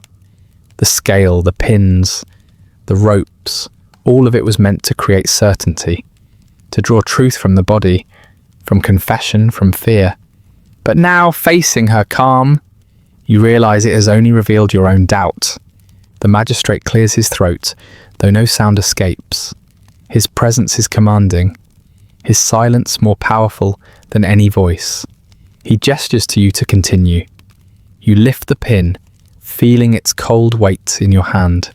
The metal glints, sharp as the conviction you once carried so easily. You kneel before her, and for a moment the world shrinks to the narrow space between her arm and the pin. The tip touches her skin. Light pressure, nothing more. She does not wince, flinch, or recoil. The pin slides across her flesh, and you feel the odd tremor of recognition. That fear, that compliance, that reaction you have been trained to measure is absent. The villagers stir quietly. Their eyes widen. They lean forward in their seats, yet no sound passes their lips. Even the scribe's quill hesitates, hovering above parchment, as if the words it will inscribe are insufficient to capture what is happening. You draw back, your fingers trembling. The room feels impossibly large, and yet you are the only one moving in it. You place the pin down carefully, as if touching it too harshly would break some fragile balance. The magistrate finally speaks. His voice is calm but deliberate. "Record her response!" The scribe scratches the quill across the parchment, the ink scratching faintly, almost apologetically. You realise that there is nothing to record, no confession, no cry of guilt, no declaration of innocence, just her silence, serene and unwavering. You lift the rope from the chest, running your fingers over its coarse fibres. It smells faintly of damp wood and iron. The villagers shift uneasily, sensing the tension that cannot be named. You imagine the rope around her wrists, around your hands, and feel the weight of the symbolic gesture more than its physical consequence. The accused watches you move. Her eyes are calm, steady, entirely present. There is no fear, no pleading, no defiance, only the quiet awareness of her own existence in a world eager to condemn her. You realise, in a slow, creeping way, that the instruments in your chest, the scales and pins and ropes, are meaningless without voices to fill the silence. Without fear, without confession, without panic, they are nothing more than brass and cord. They are proof only to those who need it, who cannot see past the ritual to the person standing in front of them. Your voice shakes slightly as you read again. A different passage this time. "And the Lord shall deliver the innocent, and the wicked shall find their just deserts." The words feel empty. They hang in the air, waiting for the response that never comes. The accused does not react. The villagers do not react. Only the candle flickers, and the shadows along the walls deepen, stretching long and thin across the floorboards. A child in the back shifts, breathing sharply. A woman in the front clasps her hands tightly to her chest, lips moving silently in prayer. You watch them, and the familiarity of their fear stirs something you thought you had forgotten. It is not triumph. It is not righteousness. It is a quiet, relentless weight. The knowledge that certainty, so long clutched as a talisman, is a fragile thing. And in this room, it has already begun to crumble. You step back from the table, The chest lies open at your side, its contents gleaming faintly, accusingly. You feel their weight more heavily now, each piece a reminder that what is carried as proof can also become a chain. The magistrate nods again, and the hall exhales collectively, though nothing is said. The silence itself is a verdict, heavier than any gavel or bell. You realise that the trial has already occurred, not in words, not in testimony, but in the quiet acknowledgement of presence. The accused remains standing. You feel the small pulse of unease in your chest, not hers, yours. Every moment spent here, performing rituals of certainty, has revealed something about yourself. A capacity for judgment, for fear, for doubt. You close the chest slowly, brass fittings clicking softly, and step aside. The room seems to exhale with you. The silence does not vanish. It simply changes shape, folding over itself like a thick cloth. The villagers file out without a word. Their eyes, bright with expectation, are dulled now, like candles nearing the end of their wick. They carry with them the same unease that has settled over you. Outside, the fog has lifted slightly, revealing the outlines of rooftops and the faint shimmer of frost on the cobblestones. The river flows quietly in the distance. Indifferent to all that has transpired, you linger in the doorway for a long moment, feeling the chill seep into your bones. The instruments of proof, the scales, the pins, the rope, all of it is heavy in your mind now, not for what it can do, but for what it cannot. And as you step into the cold morning, the words of the accused echo silently behind your eyelids. Calm, patient, unyielding. Their simplicity unsettles you more than any scream could. The trial continues in absence of sound, in absence of confession. It is a lesson written not on parchment, not on walls, but on the pulse of your own heart. That certainty is fragile, and silence can weigh heavier than judgment. You walk slowly along the road, leaving the hall behind. The frost sparkles faintly on the edges of the path, and the wind whispers through the trees. Somewhere in the distance, the first crow caws, breaking the stillness, but even that feels subdued, as though nature itself pauses to witness the quiet justice of a world that does not speak. And in that long, breathless quiet, you understand fully why this work, carried with conviction, may leave nothing but regret. The chest of instruments rests against your hip, heavier than any burden you have known, and the road stretches ahead, pale and endless. The morning is fragile, like the last page of a book read too many times. You walk slowly through the village, the frost crunching faintly beneath your boots, the air sharp and cold, carrying the scent of peat smoke and damp earth. The river glimmers quietly to the side, indifferent to human concerns, flowing endlessly as though it holds no memory at all. Yet you cannot help but remember. The chest rests heavily against your hip, its brass fittings biting into your fingers, a reminder of the duties it contains, of the certainty it demands. It is not morning light that makes your steps slow. It is the weight of belief itself pressing on your shoulders, heavier than any rope, pin, or scale. You return to the hall where the villagers have gathered again, not in anger this time, but in a quiet expectancy. Their eyes, wide and unblinking, follow you as you enter. There is no malice in their gaze, only conviction, a steadfast reliance on faith that feels both intimate and suffocating. The accused stands at the centre once more, her calm as complete as the air around her. You place the chest on the table and open it, though you already know what lies within. The instruments gleam faintly in the morning light, cold and impassive. You lift the scale and set it before her, the brass plates catching the flickering candlelight. The villagers lean forward, eager for some proof, some measure that can justify their belief. But the plates are empty. You place a stone on one side, symbolic weight, nothing more. It tilts immediately. Faith, it seems, has weight of its own, tipping the scales even when the evidence is absent. The sight unsettles you more than any confession or cry could. You realize the enormity of what you carry, not only the tools themselves, but the unthinking conviction that wields them.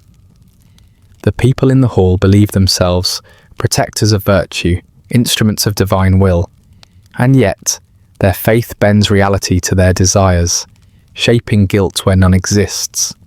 You kneel to lift a pin. The metal feels absurdly small in your hand, absurdly delicate against the enormity of the human belief it is meant to measure. You consider the act you're about to perform, the ritual of examination, the careful pressing of cold iron against warm flesh, and yet pause because she does not move, because she does not flinch, because she is not what they say she is. The villagers murmur in anticipation, but no words escape their lips. Their faith speaks for them, louder than any voice, louder than any confession. And in that silence, you feel the terrible clarity of the truth. That belief alone can condemn, even in the absence of proof. You place the pin down.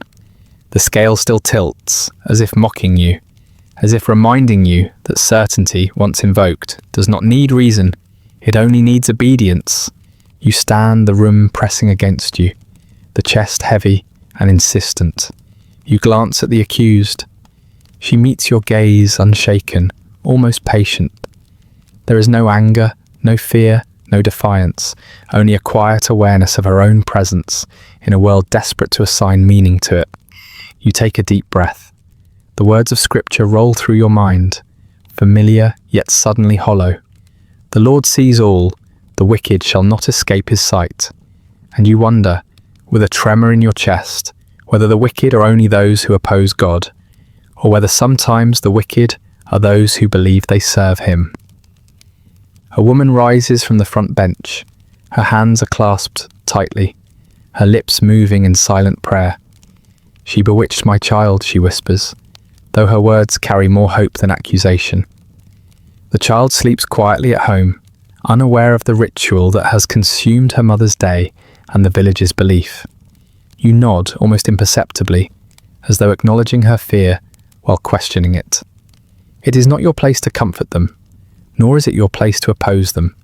Yet you feel the weight of what is carried in their hearts, the expectation that faith alone will uncover truth, that devotion can substitute for proof. You lift the rope, letting it coil through your fingers.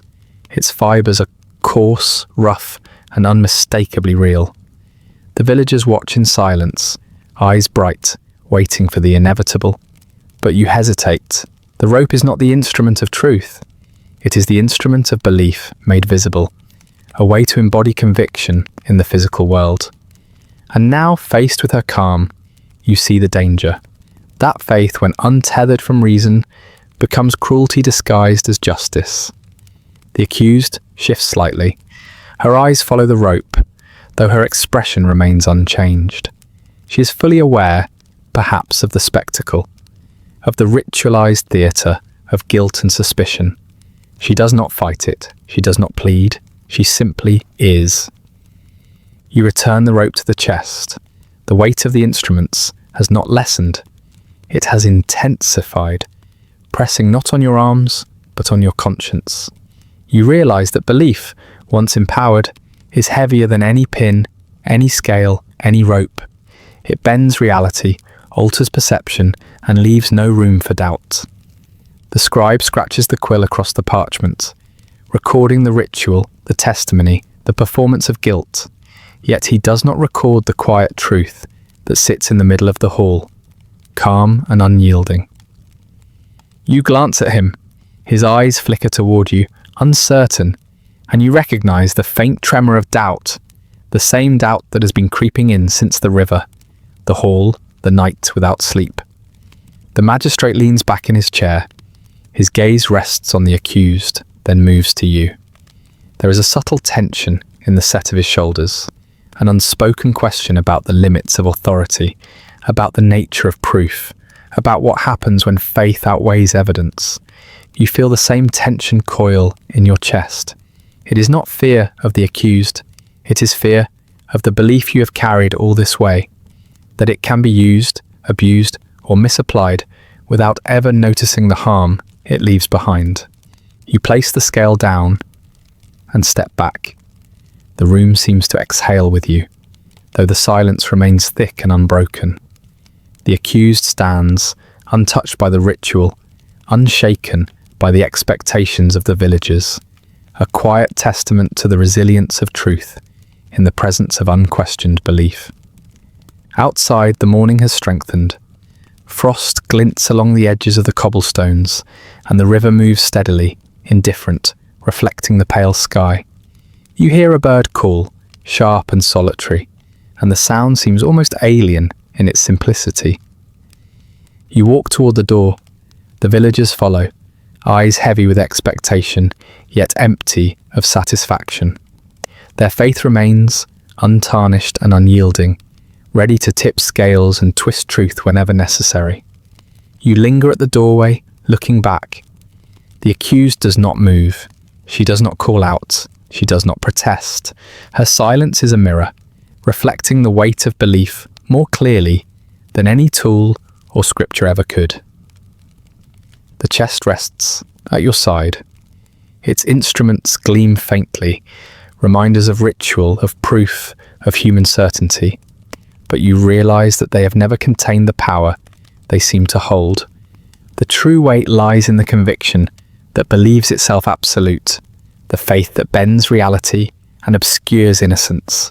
You step outside, the frost crunching beneath your boots, and for the first time, you feel the full gravity of what you carry. Not just the chest, not just the tools, not just the laws and scriptures, but the responsibility of belief itself. It is heavier than any scale, heavier than any rope, heavier than the pin that might have pierced flesh, and it will not be forgotten. The road stretches before you, pale and endless. The village recedes behind you, quiet, believing, unaware of the lesson the morning has written in the hollow spaces of certainty. And you walk on, the weight of belief pressing steadily against your back, patient, relentless, and inescapable. You arrive in the village square just as the first wisps of smoke begin to curl from the pyre. The flames rise slowly, orange and restless, licking at the grey morning like a tongue, tasting air it cannot digest. They cast long, wavering shadows across the cobblestones, shadows that tremble and lean as though the stones themselves were aware of what is happening. The chest rests against your hip, heavier than ever. You carry it with a reluctant reverence, aware that the tools inside, the scales, pins, ropes, were meant to uncover truth. Yet here, in the heart of judgment, they feel useless. You set it on the edge of the square, beside the wooden platform where the accused will stand. The brass fittings glint faintly in the firelight, reflecting the orange haze, and you realize how closely belief can resemble flame, bright, consuming, and impossible to touch without pain. The villagers have gathered in a rough circle around the pyre. Their faces are pale in the smoke-filtered light, their eyes wide and expectant. Some whisper, others fold their hands in prayer, but none speak aloud. Their silence is a tide, pressing toward the center where judgment will unfold. You can feel it brush against your shoulders, heavy as the chest, insistent and unforgiving. The accused stands upon the platform. Her hands are bound, but her posture is calm, unshaken. The flames reflect in her eyes, but they do not frighten her. She gazes at the crowd, at the pyre, at the chest beside you, with a quiet understanding that unsettles you more than any fear could. There is no pleading, no protest, only a steady presence that seems immune to the ritual about to be performed. You kneel briefly to adjust the scale, placing it before her with careful precision. The brass plates shimmer faintly in the light, a fragile reminder of your tools, your authority, your faith, but the scales remain empty. You drop a small stone onto one plate. The other rises in silent defiance, untouched. The villagers lean forward, eyes intent. Yet the scale's emptiness does not disturb her. She seems to understand that the instruments, no matter how precisely used, can only measure the expectations of others, not the truth itself. The fire crackles, sending a thin spray of sparks upward. You feel the heat, but it does not warm you. It presses against your skin like a reminder. The certainty you have carried, the faith you have wielded, is as consuming as the flames before you. Yet it offers no comfort, no solace. It is conviction without clarity, ritual without purpose, judgment without understanding. You lift the pin from the chest. Its metal glints sharply, unyielding in the soft light. You kneel again, pressing it lightly against her arm. Not to harm, but as a gesture of measurement. She does not react. The pin, so precise in theory, is meaningless against the stillness of her body, the calm that refuses to bend beneath your instruments or your faith. A cough passes through the crowd. It is small, almost inaudible, but it shifts the atmosphere. The villagers' conviction trembles, though none will admit it. They came for proof, for confirmation, for the reassurance that belief can justify action. And yet here stands a human presence, unbroken by ritual, unshaken by expectation, indifferent to the flames that rise to consume her. You step back, chest tight with unease. The rope lies coiled beside you. You run your fingers along its coarse fibers, imagining the weight it would carry if placed upon her wrists, if faith demanded its use. And yet you hesitate. You realize the rope, like the pins and scales, cannot carry judgment on its own. It only bears the weight others invest in it, and the heavier that weight, the more dangerous it becomes. The magistrate finally clears his throat, his voice calm but precise, carrying across the square. "Prepare her," he intones, the single word a signal that action must follow ritual. The crowd shifts, leaning closer, eyes bright with anticipation. The pyre hisses as the fire reaches higher, and the smoke swirls, tangling with the early light. You glance at the accused. Her gaze meets yours briefly. There is no fear in it, no pleading, no hope, only the quiet assertion of presence. A gentle insistence that truth is not always aligned with the expectations of others. You feel the weight of that glance settle into your chest, a reminder heavier than any tool you carry. The flames rise higher now.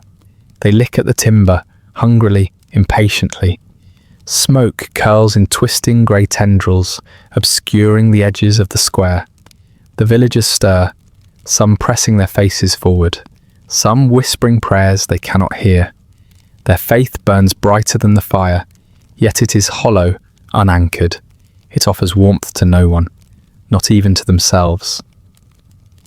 You take a step back, feeling the uneven cobblestones beneath your boots.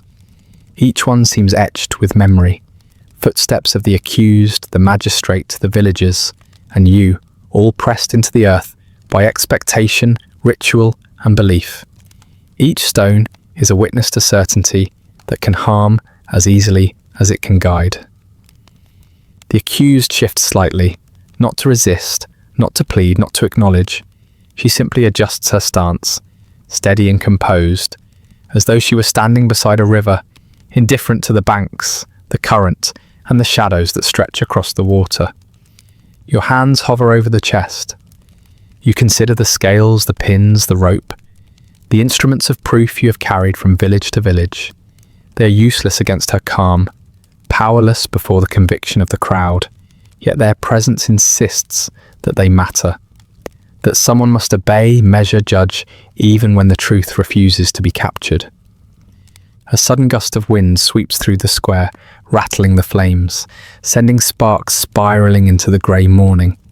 You feel it against your face, sharp and cold, and for a moment you imagine it carrying the weight of every unjust accusation, every empty confession, every tool misused in the name of faith. The magistrate raises his hand. Silence folds over the square. The pyre hisses again, bright tongues of flame reaching skyward. You feel the heat pressing against your body, yet no comfort follows. The fire is not cleansing. It is a testament, a mirror held to human conviction. It burns without offering warmth, consumes without providing clarity. You glance once more at the accused. She is as unshakable as the river at dawn, as unmoved as the frost that glistens along the rooftops. Her presence is a quiet reproach, a reminder that certainty can burn cleaner than truth, and that conviction, when wielded without reflection, may scorch the hands that hold it as surely as the one upon the pyre. You breathe slowly, deeply, feeling the weight of the chest, the instruments, the expectations, and the fire itself.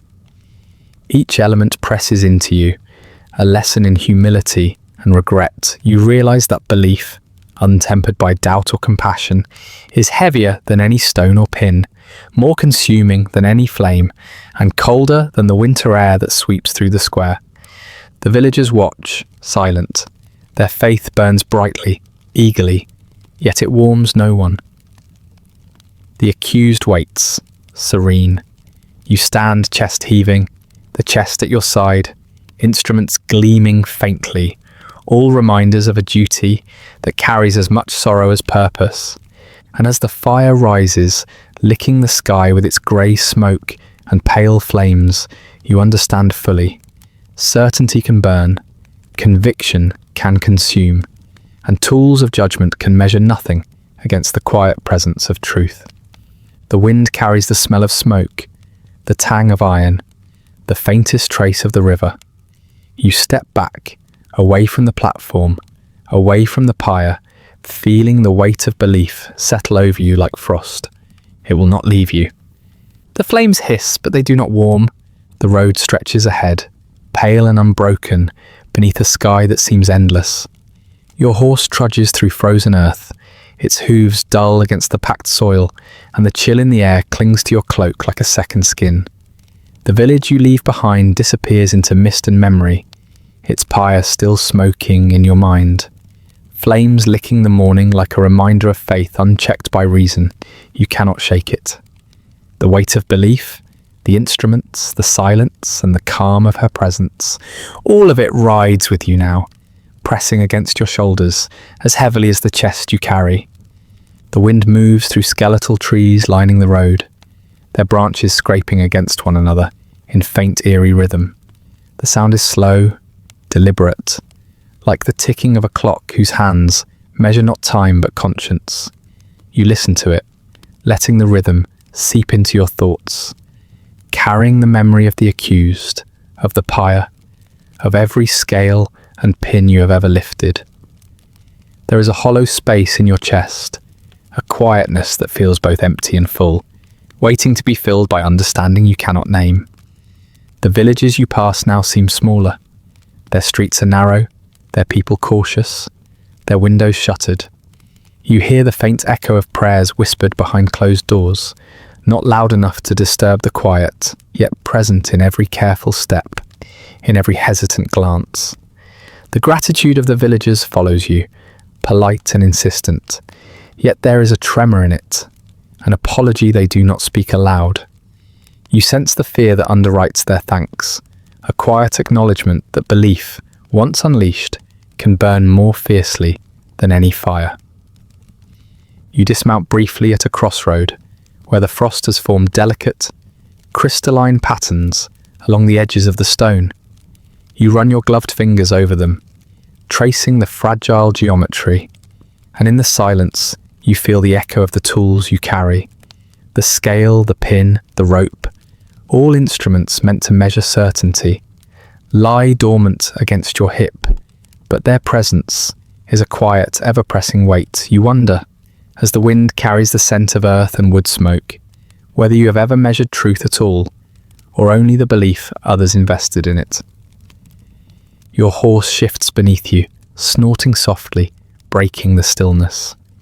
You pat its neck, feeling the warmth of its coat, and are reminded that life moves on in its own rhythm, indifferent to human rituals, indifferent to judgment. Each village is the same, and yet different. Each accusation is born of fear and faith, yet its consequences are real, indelible. And you, who have carried the instruments of certainty across roads and fields, feel the full burden of what belief can do. The sun drifts higher, pale through winter clouds, casting a faint grey light over the hollow. The frost sparkles faintly along hedgerows, fragile and fleeting. A reminder that beauty persists even in cold and silence. You hear the distant toll of a bell from a village you will never reach, marking an hour that will pass unheeded. And yet its sound lodges itself in your mind. It is a reminder that time moves on even as you remain suspended between certainty and doubt, a traveller carrying the weight of judgments that cannot be undone. You pause at the edge of a stream, its water thin and almost frozen. The reeds sway slightly in the wind, and the surface glints faintly like shattered glass. You peer into it, seeing your reflection mirrored in the moving water, pale, lined with fatigue, eyes heavy with the knowledge of what you have done and what you are yet to do. For a moment, you feel the pull of the river, the quiet suggestion that water can cleanse in a way fire cannot. And yet you know that neither river nor frost can wash away the weight of belief, the quiet ache of certainty misapplied. A crow lifts from a distant field, its wings beating against the grey sky. Its call is sharp, solitary, a reminder that life continues beyond ritual, beyond faith, beyond judgment. You follow its flight for a moment before turning back to the road. Each step feels measured, deliberate, as though the ground beneath your boots understands the burden you carry. Each village, each sermon, each whispered accusation leaves a trace, and all of it seems to settle on you like frost on bare branches. You pass a chapel set back from the road, its steeple fractured by age and weather. The door is closed, its windows dark, yet you sense the prayers within, the quiet insistence of faith pressed into the walls over decades. You pause, imagining the weight of those prayers, how easily they could be turned toward fear, toward accusation, toward judgment. The thought presses on you more heavily than any instrument you have carried, more insistently than any scale or pin. Belief, you realize, has weight far beyond what any human can bear without faltering. As the day drifts forward, you encounter travellers on the road, pilgrims moving slowly, boots muddied, breath visible in the cold air.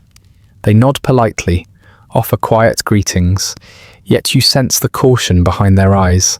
Faith has made them wary, experience has made them watchful, and their careful distance reminds you that the world you traverse is filled with quiet witnesses, each carrying their own belief, their own fear, their own potential for judgment. You ride onward, each village smaller than the last, each sermon more hollow. The pyre, the scales, the pins, the rope, they press against your mind with a weight you cannot shake. You think of the accused, calm and unbroken, and feel the odd, persistent ache of admiration entwined with dread. She endured faith and ritual, belief and expectation, and yet she remained herself, untouched by the instruments meant to impose certainty. The wind rises again, whispering through the hollows of the road, tangling with your cloak and the reins. It carries the faint scent of frost, of earth, of smoke from distant chimneys, and you let it fill your lungs, letting it press against your chest in the quiet rhythm of travel. You feel the road beneath the horse's hooves, unyielding and indifferent, yet intimate in its familiarity.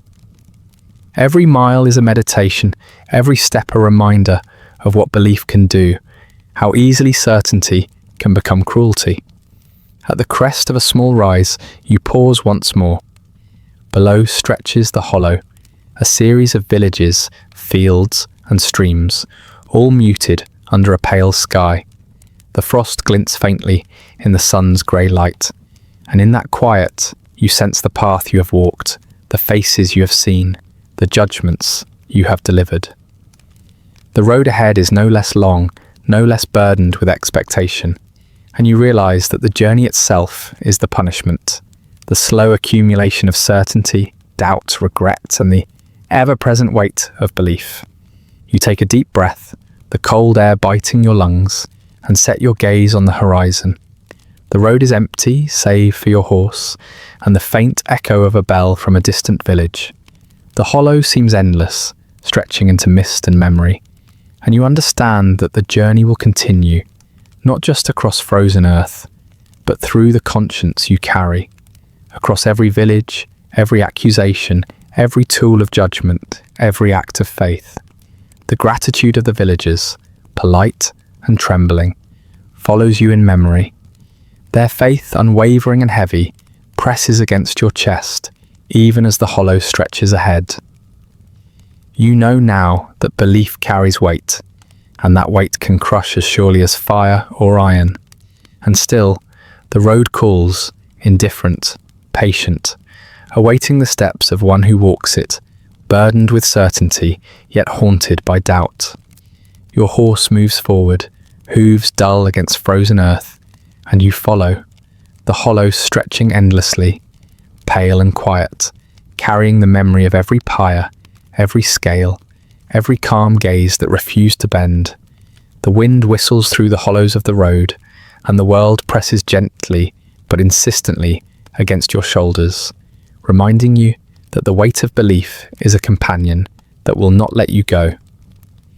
Years have passed, though the roads, the villages, and the hollow of memory remain. As vivid as the frost under your boots on the first morning you set out, you wake before dawn, as you always did, the grey light seeping through cracks in the shutters, pale and cold, touching the edges of the room, like a whisper you cannot dismiss. The world outside is quiet, quieter than you remember it, as though it has held its breath, waiting for you to notice the difference. The chest of instruments lies in a corner now, closed and gathering dust. The scales, pins, rope, all the tools of certainty, rest like ghosts, silent and immovable. You do not touch them anymore. The weight of belief, once pressed against your shoulders and bones, has softened but not vanished. It lingers as a quiet ache, a memory of flames and silence, of calm eyes that refuse to bend to judgment. The room smells faintly of ink, of wood smoke, and of the lingering chill that slips in through cracks you no longer seal as thoroughly. You once wrote reports by candlelight, documenting the actions you believed righteous now. The ink is dry, the quill long abandoned, and the parchment yellowed. You can still smell it if you close your eyes. A subtle, persistent reminder that words once written in the name of certainty carry weight beyond comprehension. Outside, the village is waking slowly. The chimneys send faint trails of smoke into the pale sky. The cobblestones glisten with frost, untouched by the wheels and hooves that once carried you with purpose and conviction. You step to the doorway, feeling the cold seep into your bones, and the quiet presses against you like the memory of 100 instruments of proof. Heavier than the chest, heavier than regret. The bells toll in the distance, though you do not need them to measure time. Their sound is familiar, gentle, yet unavoidable, marking not judgment or ceremony, but the slow passage of days, of years, of life continuing without regard for the past. You listen to them, counting each toll in the quiet of the morning, and feel the memory of every pyre, every scale, every gaze of calm that once unnerved you, every silence that spoke louder than words. The streets of the village are nearly empty. You notice small details now that once passed unnoticed. The frost on the wooden shutters, the glint of morning dew on the cobblestones, the faint stirrings of birds as they move through the skeletal branches. These details feel like absolution, as though the world itself offers quiet compensation for what you once believed necessary. You walk slowly along the road, boots crunching over frost, and feel the rhythm of your steps echoing through memory. You pass houses with shuttered windows and hear the faintest murmur of life inside, a child stirring, a kettle on the hearth, the soft sigh of someone rising for the day. No one calls your name, no one expects a report or an answer, and the relief of that anonymity presses against your chest like the first warm breath after a long cold night. The chest remains behind you in the quiet room, yet its absence is palpable. You remember lifting the scales, the pins, the rope, feeling their cold certainty press against your hands. And now, without them, the emptiness is strangely comforting. They are symbols of a weight you carried for years, instruments of judgment whose power was granted only by faith, yet their authority now seems distant, almost absurd. You find yourself lingering near the river again, where the reeds sway gently in the morning breeze. The water flows steadily, as it always did, reflecting the pale sky. Its movement is indifferent, patient, eternal. You kneel beside it, tracing the edges of frost along the bank, watching ripples spread from a stone you cast. The river does not judge, it does not insist, it merely moves, carrying reflections and memory alike downstream, leaving no residue of certainty, no weight of belief. The memories press against you nonetheless. You see the faces of those you judged, calm and unbroken, as if their quiet endurance were a rebuke and a lesson, both the pyres, the accusations, the instruments of certainty. All arrive in your mind unbidden, a slow procession of regret and understanding intertwined, yet, unlike before, you can hold them at a distance, like pages of a book read long ago. The lessons are no longer immediate, no longer instruments demanding obedience. They're reflections, silent, patient, instructive. You rise and walk along the riverbank, boots sinking slightly into frozen soil. You notice the small details that had eluded you for years. The frost glinting like shards of glass, the sound of water running beneath ice, the distant call of a crow. These details are quiet and unassuming, yet they speak with a clarity the pyre never could. They remind you that life, observation, and presence carry more truth than fear or faith ever could. Returning to the village, you find it nearly empty. The marketplace is still, the streets frozen in a moment of time. A woman hangs laundry at the edge of her yard, humming softly, unaware of the years of judgment that once passed through your hands. A child drags a stick along the frost, leaving faint lines in the white crust. You observe them without expectation, without intervention, and feel the subtle comfort of moving through the world unburdened by imposed certainty. The bells toll again, echoing across the empty streets.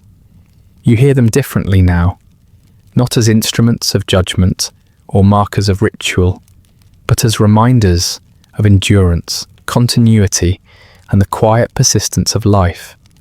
You notice the faint warmth of the sun beginning to rise, illuminating frost-covered rooftops, sending long shadows across the streets, and you feel the slow creeping ease of peace in the spaces between memory and presence. You step into your study, now largely empty, save for the chest, the dried ink, and a few scattered parchments. You do not write, you do not measure, you do not weigh. The tools that once defined your purpose lie dormant, and the silence that fills the room is profound, steady, patient. It is a silence that does not demand obedience, that does not press with conviction, that does not weigh with certainty. Sitting in the chair by the window, you close your eyes and breathe deeply. The air carries the faint scent of smoke, earth and frost. The smells of the villages, the pyres, the rivers, the roads you travelled. They are memories, carried gently in the chest of your mind, weighty yet distant, uncomfortable yet instructive.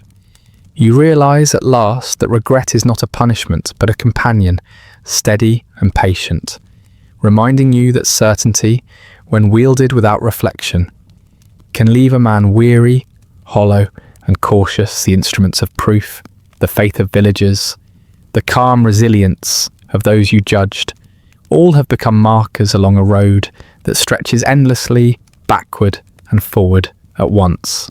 The sun rises higher now, pale and muted, touching the frost and rooftops with quiet light. Outside, the world continues in its ordinary rhythm. Children stir, smoke rises from chimneys, The river flows and the wind carries the faintest sound of bells tolling in the distance. You close your eyes again, and for the first time in many years, feel the weight of certainty lift from your chest, replaced by a quiet, uneasy peace. The pyres are gone, the scales are empty, and the chest of instruments rests silently in the corner, a relic of a man who once believed he carried God's work in his hands. And in the stillness after the bells, in the pale light of morning, you understand fully. The true cost of certainty is not in the judgment you imposed, nor in the flames you witnessed, nor in the instruments you carried. The cost is in the silence that follows, in the recognition that faith without reflection leaves the heart heavy, and that regret, patient and unyielding, endures long after the bells fall quiet. The world continues, the frost glistens, the river flows, and you sit quietly, a man who has learned that conviction can burn cleaner than truth, and that the silence after the bells is the heaviest weight of all. And that brings us to the end of tonight's story. Feel free to like, subscribe, or leave a comment with another forgotten corner of history you'd like explored next. If you'd like early access to more of these quiet descents into forgotten history, ad-free audio of the episodes, or just want to support the show, there's a link to the Patreon in the description. If you're listening on a podcast app, a rating or review helps more people find their way to these stories. And special thanks to the supporters who make this show possible, including our chroniclers, Andrew S., Rich Davis, and Leslie Schofield. Sleep well.